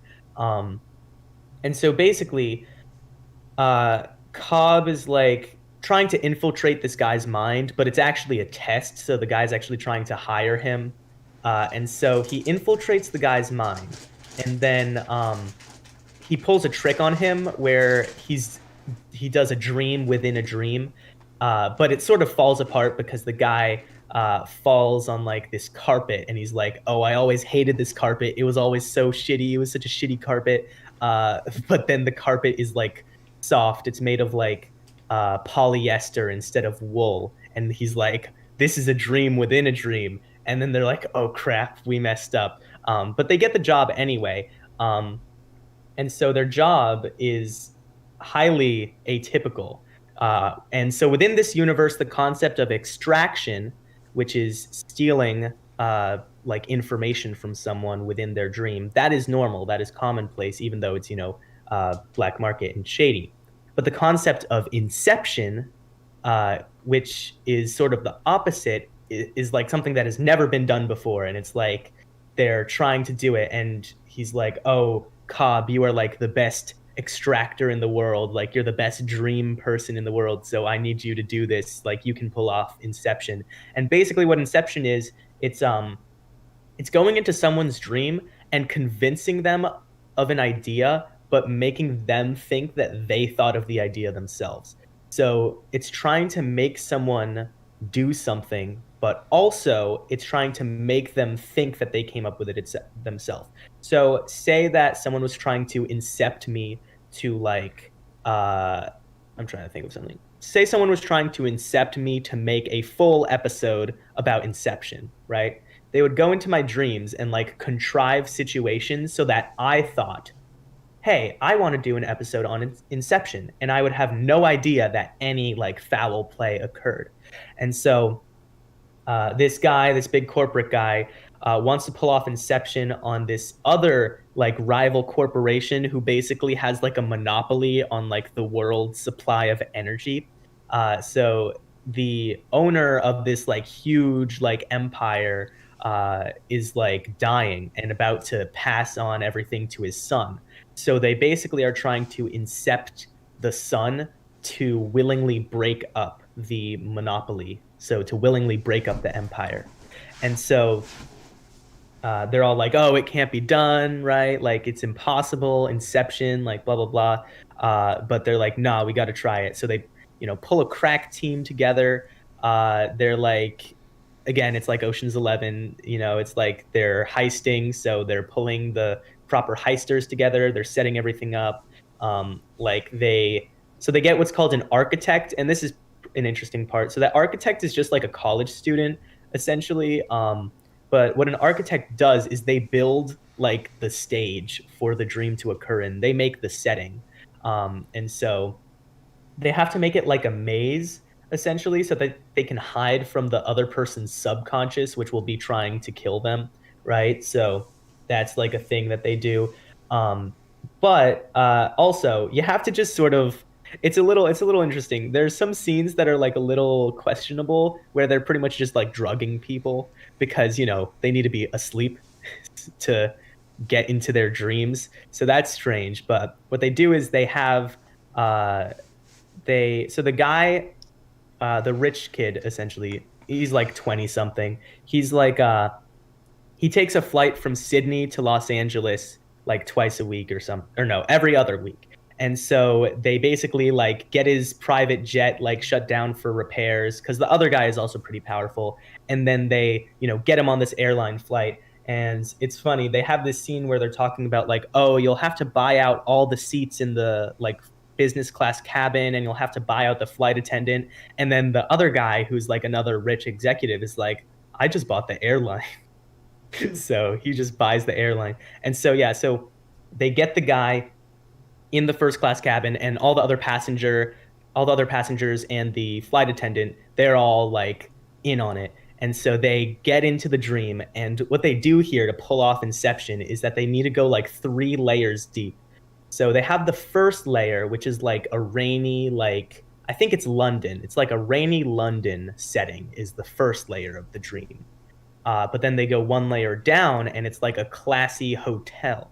And then the final layer is like a mountain, like military bunker base. And then there's like limbo. And so this is weird. So I'll get into this too. So each layer of the dream world is running like 12 times faster than the external reality. So if you go to sleep for 5 minutes and have a like Inception dream, then it'll be 1 hour of time within your dream. And then if you go into a dream within a dream, it'll be 12 hours. And then a dream within a dream within a dream will be like 6 days, almost a week. So it's like multiplying your time. And it's really interesting because they show that there's this like shop, it's in like Mombasa, where these people go for like 3 or 4 hours every day to just sleep and enjoy like their dreams because they have like an alternate reality, right? They just do not want to be awake, essentially. And so they're dreaming for like 40 hours in the span of, 4 hours. And then they, wake up again and then have to like be in the real world. And one of the characters remarks, it's like a side character says, they don't come here to dream, they come here to wake up, which is really fascinating. Inception is just a great movie in like terms of philosophy. There's so much philosophical like stuff you could get into with Inception. But then let's see. But yeah, so this is something interesting about the character Cobb, who's the main character. He is like accused of killing his wife, who was like a fellow dream person. And the reason why is that so the two of them were investigating the nature of dreaming and they went like too many layers deep. So then they found this place called like limbo and they fell into dream limbo where like they're stuck in a dream for like decades, and they can't wake up. But they try to make the best of it. And essentially, the wife eventually like willingly forgets the fact that she's in a dream. She basically locks that memory away and is like, okay, I'm just going to forget that I'm in a dream. But then Cobb is like, no, after a while, he's like, we got to get out of here, right? We got to wake up again. We got to see our children. And so he pulls off Inception for the first time. And this is all spoilers. I mean, you probably recognize that by now, but yeah, this is all spoilers. So he pulls off Inception the first time, because he plants the idea in his wife's mind that this isn't reality, like we're stuck in limbo, and the only way to wake up is to die, because that is one of the methods of waking up from a dream in Inception, is to die within the dream. But the problem is, since he incepted her, like the idea stayed. And that's like one of the opening lines of the movie is, what is the most infectious pathogen? Like a virus, a bacteria, a parasite? And he's like, no, it's an idea. And so the idea is that like this reality isn't real. And so then the wife ends up like killing herself in the real world, or what we think is the real world. I'll get to that later too. There's so many layers to this movie. But she kills herself and contrives it to make it look like Cobb killed her. And so then he has to flee the country. And so part of the reason he accepts this like Inception deal is that the big executive guy has the power to make his murder charges go away. And so that's what he's trying to do. So eventually, right, the team goes into the dream, but they quickly find that the rich guys has already had some like dream training, so his like subconscious is militarized and is like hunting down the dreamers. And so they're like, uh-oh, that's not good. And so then they go into another level deeper, and then they basically pull off this trick to convince the guy that someone else is hijacking their dreams, and then they try to make him, this is convoluted, but they call it Mr. Charles, the Mr. Charles tactic, where they basically get the target to help like heist himself, which is just interesting. So they pull him in, and then they go another level deeper, and then eventually they focus on the relationship between the kid and his father. And so the father has already died at this point, but in the dream he's like, on his deathbed again. And part of the like thing is that the kid, like the father was, an unemotional, like kind of a jerk, I guess you could say, is like how he was perceived. Because when the kid's mother died, he was like, oh, there's not much to say. And so he was like, yeah. And so he was sort of like distant with his father. And so on the deathbed, the father was trying to tell him something, but all he could say was disappointment, essentially, which is just that's not fun to hear, right? Disappointment. And so he basically thinks that his dead father is disappointed in him. But then when he gets into like this third level of dreaming, right? He gets into the third layer of the dream. He like relives that memory of the dad saying disappointment, but then the dad's actually saying, so the kid says, I know, Dad, you're disappointed that I'm not like you. But then the dad says, no, I'm disappointed that you tried to be like me. And so because the dad's like, regret, he's regretting that he didn't spend time with his family or whatever, right? Emotional, blah, blah, blah. And so this idea, basically, then they wake up from the dream within the dream, and then the dream within the dream within the dream. They wake up from all the dreams, and then it's incepted into this guy. They incepted him, and now he's like, oh, I should not be like my father. I shouldn't try to be like him. So I will break up the business empire. And then it's a happy ending, right? Because Cobb gets the murder charges taken away, so he can see his kids again, and like everyone's happy. But this is this is crazy. So there's this top, like a spinning top that Cobb has. It's called a totem, and every person in this like dream business basically has a totem where they know the exact properties of this totem, and they're the only ones that know it. So nobody else can replicate this totem and fool them into thinking that they're dreaming. So this top, when Cobb is dreaming, he knows that the top will spin forever, essentially, which is, a violation of thermodynamics. So the top will spin forever within a dream, but in reality, the top will act like a normal top and eventually fall. And so no one else knows the properties of this top, so he is able to reliably say, okay, I'm dreaming because the top is going forever, or I'm not dreaming because the top isn't going. And so the final shot in Inception is a lingering shot. So Cobb spins the top, waiting to see if it'll fall. But then his kids show up, and he hasn't seen his kids in, many years. So he like disregards the top and goes to see his kids. And then the lingering shot, the ending of the movie, is just the top that is still spinning. And it wobbles a few times. So you're like, is it going to fall? But you don't actually see it fall is the thing. But you're not exactly sure it's going to stay up forever. So then the ending of the movie is, was this even reality the whole time? Which, what a powerful message. I love that movie. So many layers of complexity. That's sort of it for my rant. What do you guys think? Yeah. I think he nailed it. Inception is both scientific, philosophical, and I know it could be an allegory to different things, trying to hold on to your memories or what it means to go. Yeah, there's a lot I deep. brushed over. It's a long movie for movie standards. It's 2.5 hours long, but I would highly recommend you watch it. It's on Amazon Prime, like the Amazon Prime video thing, so you can see it. So I would highly recommend watching it, I would say. Such a good movie. Also, I didn't realize how much of the Inception soundtrack is just commonly used by like people on YouTube. Yeah. Like it's used in any sort of video where they use like, oh, this is strange facts video. So it's really interesting. You'll notice if you look up the Inception soundtrack, you'll be like, wow, this is so familiar. But yeah, such a great movie. I love that movie. Yeah.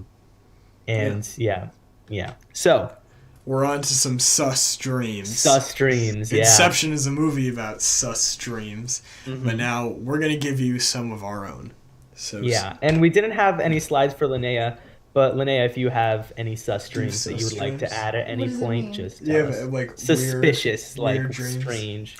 What kind of weird dreams? Like just anything that stuck out to you. Just like don't make sense, yeah. That don't make sense. Why do you that stuck out so weird? you. You're like, you got any sus dreams? Any sus dreams? As in, I just saw some sus movement. I just saw some sus movement. Yeah, so... I don't remember them after. Like, I'll be like, oh shit, okay, that's a weird dream. And then my brain will be like, wait, what dream? Yeah, exactly. Yeah, so the first one, the first one comes from Max. So yes, this is my suspicious dream. I had like a week, I said this before, where I had like 4 dreams in a row. And when it comes to like dreaming, these were incredibly productive dreams. The first one, I adapted it into the start of a short story. So I have like a short story that I have in my computer now that's like this, that's based on the premise of what this dream was, and I really love it. And so I might finish that out one day, I don't know. But anyway, so the main sus dream here is I had a dream where I was doing a Gravity Max live stream. And this is the first time I've actually dreamt, I think, doing the Gravity Max live stream. I don't think I've ever dreamt it before, but I mean, it's been almost a year. Actually, 2 episodes from now will be like the anniversary of the Gravity Max live stream. And so it's permeated my mind. Isn't that interesting? So yeah, I was doing a stream about currency, interestingly enough, which was last week's topic. And so, except instead of being with Brendan as the guest had been Zach in the dream. And I was looking for a Canadian dollar I had somewhere to show the audience. And the stream eventually, the stream did not go well in the dream. I think it went better in reality. But when I woke up from that dream, I was like, hey, that was a pretty good stream topic, the topic of currency. So I'm like, I put that in our pool of possible stream topics. So I'm like, great. But then I was also like, how about just dreaming in general? That also sounds like a great stream topic. So bam, 2 episodes created from one dream. Most productive dream, ever. So maybe not ever, but a very productive dream for me, which is strange because dreams tend not to be productive things. So I just like that. I just like the fact that happened. So yeah, you can thank my strange dream for this episode and last episode. I just understood that. So, yeah. I didn't understand why. Should understand my dream about Brendan and I. I was like, what? Wait, what? The one with where I have 27 million subs and Brendan has 30. Oh yeah. I was like, wait a minute. It's the best stream I've ever had. Yeah, but yeah, that's my dream. That was a quick one, but yeah. But definitely a sus dream. A dream that inspiration came from. All right, here's mine. Yeah, mine get a little weirder. Yeah, his get a little weirder. All right, so... I think that's the trend between you and me as co-hosts. Oh, no, anytime I open my mouth, it's like you have to roll a d20 to figure out what's going to come out. Yep. So, I'm starting off with the shortest one out of the three I've selected. Right. This one is... so, I have a quote up there, and that quote will become the unofficial title of the stream. I started in a disgustingly snowy, cold, wet, like when it's snowing, but it's not really snow, it's like sludge. It's sludging. Mm-hmm. Yeah. I'm like disgustingly cold, it's sludge everywhere, and I'm just going through this very cold, snow everywhere village, and it's definitely not America. So I'm going through this, and I'm just so cold and so wet, and my bones hurt, my muscles hurt, and I'm just walking around this town for the longest time. And I get to this little inlet of the buildings, and in front of me is stairs basically, and a balcony, and there's this little kid dressed in a monk's robes, like the picture you see in front of you. And he's just looking at me. He's like eating an apple or something. But he looks so different from everything else around me. Because everything is like gray and dark and like cold. But he's wearing all red robes. And he's very animated and not static like everything else. So I look at him. And he looks at me, and he's just, crunching on an apple or some kind of fruit, And for some reason, my character in the, who is me, it was first person, but for some reason I say this kid, am I dead? Is this hell? Verbatim. It's in my head, my dream, that's what I said. And he looks at me, and in true fashion, he just, takes another bite of his apple, and he looks at me, and he's like... And I remember this, I wrote this one down. He looks at me and he's like, "You think it's that simple?" And then he got up and he left. He walked out of frame, and I woke up. Oh my god. You think it's that simple? Yeah. That is so ominous. I kid you not, that's what he said. I think it's that simple. And it was this monk kid, his age, 9 to 10. Huh. Oh my gosh. Maybe this is hell. Maybe it was hell, and he was the spirit. Ooh. But anyways, yeah. This is my most famous dream I've ever had. All right. I've told this story. I'm not sure if I told you, but this one I wrote down immediately. Okay. Because it was just what. I had this freshman year of high school. It started, I was in aquatics class, which is we have to swim, go in a pool and stuff. I hate aquatics. I'm in my aquatic class, I'm in the locker and we're changing, and all of a sudden this alarm blares and we all run out of the locker room. And we run out of the locker room and then bam, we're on top of a mountain. Right? Crazy ass scene transition. And we're going skiing, right? I have skis on in full ski gear, and I'm like, okay.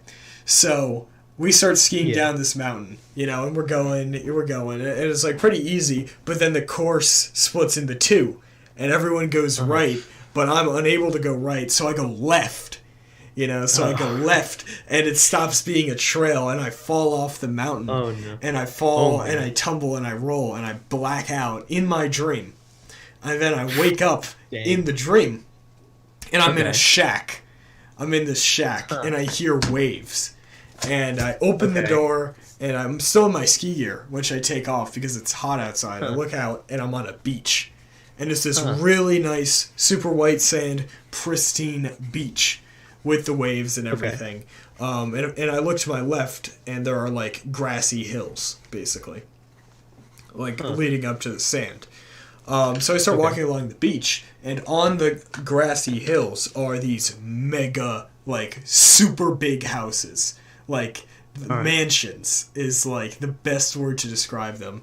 Like, incredibly large houses. And I keep walking, and I'm walking through, and I look through them, and I guess I'm just looking for which house I'm going to go into, you know? And I keep walking through, and then I am inexplicably drawn to this one house. And I get closer to it. And again, it has like this little balcony area hanging off of it. And hanging off the balcony is this picture. It wasn't burning, but it was a burnt American flag.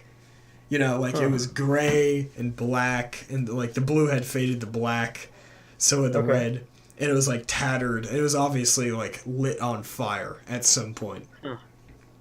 And then there's this lady on top of the balcony that the flag is hanging off of. And I look at her, and a voice in my head, like she like it wasn't a woman's voice, but it was like it was telepathically sent to me, said in my head, "This is how an angel dies." It's also a lyric from some Owl Nation song, but I did listen to that, so that's unrelated. But I enter this house. I go in through the front door. Like, the lady leaves after this thought goes in my head. The lady leaves. Yeah. And I go in, and it is this, like, most beautiful house you've ever seen. Like, gold inset marble floors, you know, pillars, everything. And there's this massive dual set of staircases leading up. And my entire aquatics class is standing in the little entrance. Well, it wasn't little. It was like this entrance room. My entire aquatics class from before. Brendan wanted me to ask you if you know how to swim. I do know how to swim. He does know how to swim, Brendan.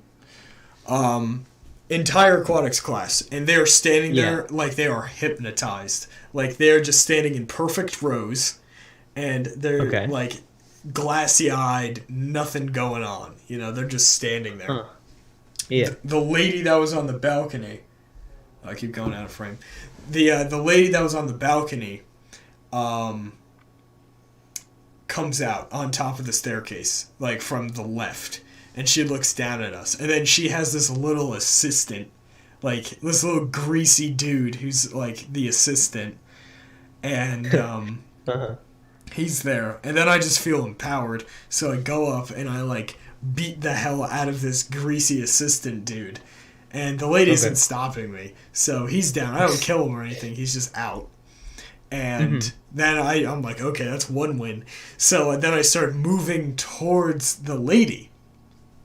And before I can even like send the neural signal to my hand to form into a fist and punch her, she grabs me, right? Grabs me super hard.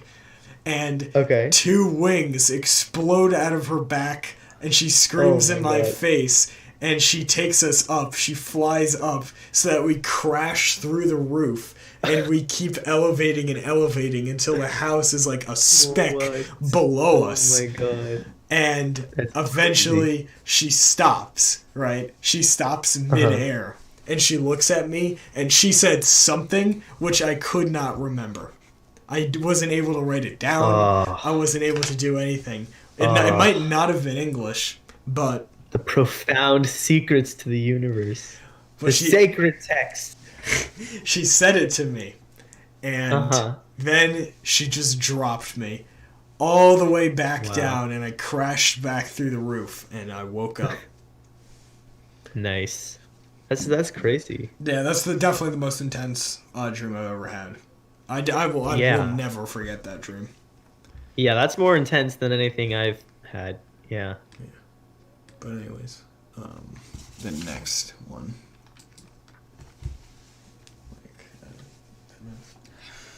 All right, the next one is the chase. Yeah. The chase. So this was the most recent dream I've had. It started. I was in so the beginning of the dream had nothing to do with the rest of the dream, kind of.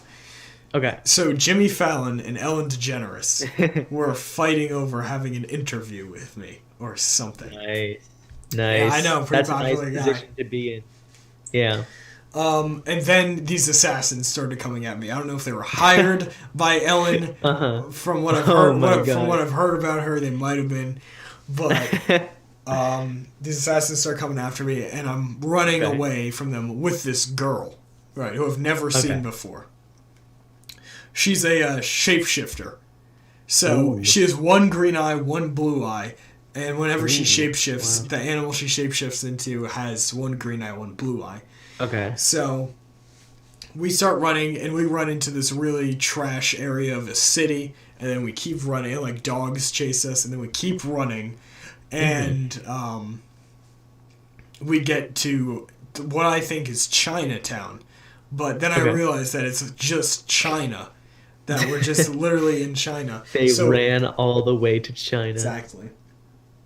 We run out of the building, or we run out of the city, into the woods, right? And we're going through the woods, and then I start seeing like a big beam of light coming down at us, and then a massive impact laser smashes down right where the beam of light was.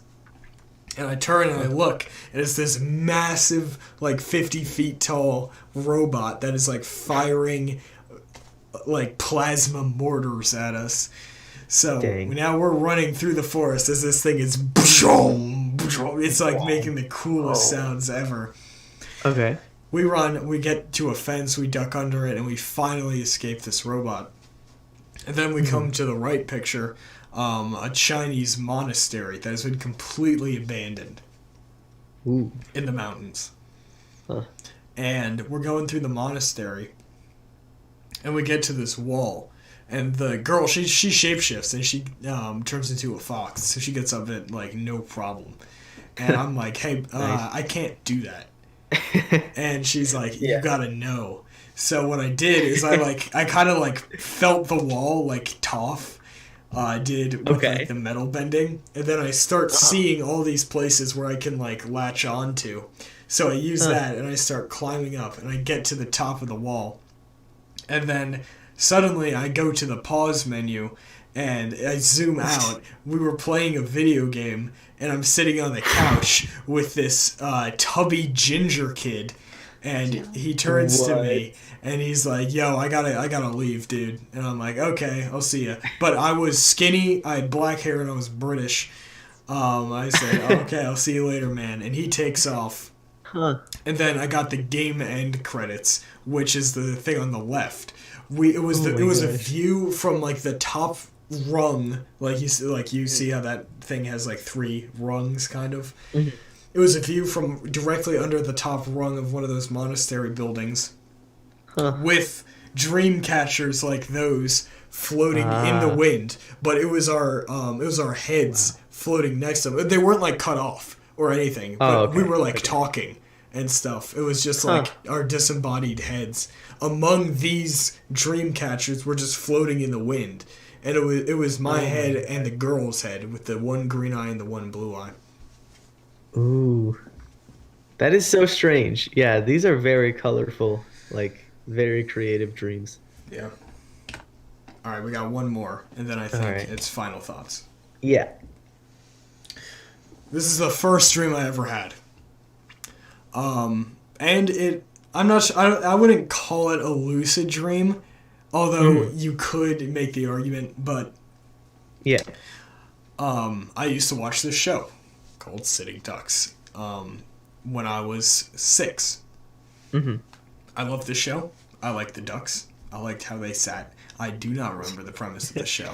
I like how they sat, yeah. Except for the fact that there was this alligator, but he was a good alligator. He was friends with the ducks. But all the other ducks, they didn't believe he was a good alligator. They thought he was going to eat the ducks. So the plot of, like, pretty much every episode was, hey, this is our friend. He's not going to eat us. And the ducks are like, yeah, that's hogwash. We don't believe that for a damn second.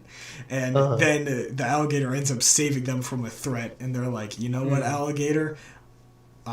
we treated you too harshly. Yep.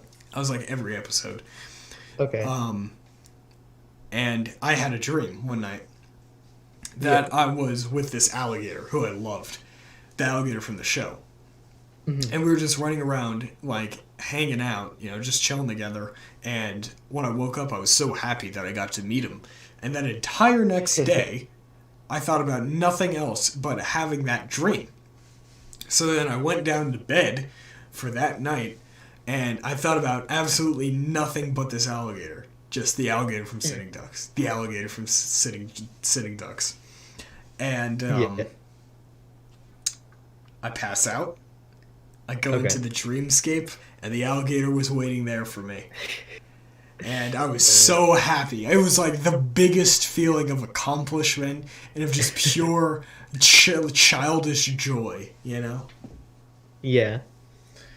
It was fantastic. Nice. But anyways, we are on to our final thoughts. Yeah. Lynnea, do you have any sus dreams that you've thought of? I can't really remember any of them, so I don't know. That's fine. So final thoughts, yeah. So dreams are an interesting thing.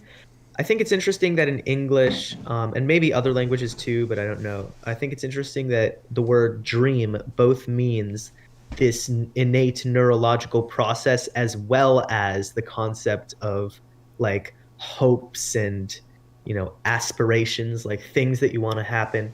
I find that really fascinating because I guess sometimes our dreams show us what we want to see. Sometimes they don't though. But it's like this malleable, customizable, like ideal version of the real world occasionally, unless it's a nightmare, where, we can, like, things are a little different.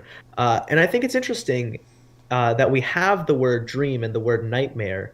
Like, why are they separated? Really, they're the same thing. They're both just dreams. It's just one's good and one's bad.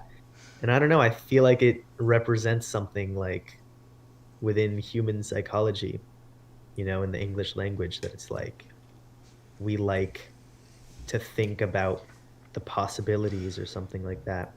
But yeah, as a scientific concept, not very well understood. Yeah. But I would say a very interesting thing. I would say it's a welcome blessing, even like a welcome thing. Like even a bad dream, sometimes you need to get the adrenaline flowing. Sometimes you need like to think about things differently. Sometimes you need to think, hey, maybe I'm too stressed out, right? So I think that dreams are a very important thing. I like dreams. Yeah. And I think lucid dreaming is a very interesting concept and something that should be pursued more by more people. Like, it just seems like a very, how would you say, like a very potentially, like, tactically, like, not tactically, but it could be a very profitable, sort of productive thing if you could consistently lucid dream every night, You can have a sort of think session whenever, like, you go to sleep. That would be like super deep meditation, like talking to your mind. Yeah, stuff. Your subconscious, and talking about like whatever. And I think Inception is a really good, interesting movie, even though I would say when it comes to science, it's probably on the soft sci-fi. Like, it isn't exactly scientific about how dreams actually work. But I think it's interesting to think about lucid dreaming in a similar way that people in Inception do. Like, I'm surprised they never really touch on this, but they do talk about the people that, like, they come here to wake up, they just sleep for 40 hours a day. But I think it would be interesting to talk about, or to touch on, say there are like business executives or like, say, really deep thinkers like authors or something like that, where like they will intentionally like go into a dream to have more time to think, to like philosophers, like to come into the, like to figure out some fundamental truth, like, or imagine you go 2 layers in, which is like hard but not impossible, and then the 3 layers in is like what everyone's like, oh, that's crazy, but they do it. But the 2 layers in is like common enough, right? So say you go 2 layers in, you have 144 times as much time as you do in the real world. So say you go to sleep for like 8 hours, right? That would translate into 4 days, 1 level down, and then 48 days, 2 levels down. So imagine every time you go to sleep, you just have like 48 days to ruminate, to like figure everything out. That's The so world strange. of Inception, right? The world of Inception, it's so cool, so interesting. Um, I wouldn't like, of course, the ambiguous ending of the movie is great, and it's like I wouldn't really want to see Inception sequels because I feel like that would sort of like, I don't know, ruin it a little bit, ruin that ending if it's like, oh, Cobb is like, yep, this is reality, haha, the top fell over like 1 second after the camera cut. Like that would be stupid. But I would like to see not even more movies within the Inception universe, maybe more movies that have like a very similar premise, Yeah. like not necessarily a ripoff, but they have a similar like mechanism in the world because Inception's a very unique movie. But yeah, anyway, that's all. Yeah, I think that's good. Yeah, this was a fun stream. Yeah. This was actually the penultimate episode of the season. So next week we will be doing Game a show. Gravity Max game show. Movies, or at least one of them. Brendan has requests. What's the request from Brendan? A couple. He wants Lynnea to punch me in the nuts, to do a burpee, to scream, and to take a nap. Okay. Thanks, Brendan. Thanks, Brendan. Scream? Yeah. You're gonna max out the mic. There we go. But anyways, Okay. thank you guys so much for watching. Thank you guys so much for watching. Make sure to tune in next time for that, and then the time after that will be just a Rento episode. But yeah, thank you all for watching. Thank you, Lynnea, for being our guest this time, and Even thank though you, I didn't Sebastian, for being. No, you participated. Yeah, I guess. no one could have done better. That's. I mean, I wasn't even visible, is false. so you sort of replaced my my image because of our tech issues today. So thank you for physically being here, right? Thank you. Thank you Always for fun to have a guest. Forcing me to say it. Oh, No, I'm sorry. Sebastian's the one that Sebastian handles. Way to throw me under the bus there, did, Max. Sorry, he handles the human resources. Wow. No, I'm just kidding. Human resources. Yeah, he handles the guests. It's a good compliment. That's what you are. You're a resource. Oh. Anyways.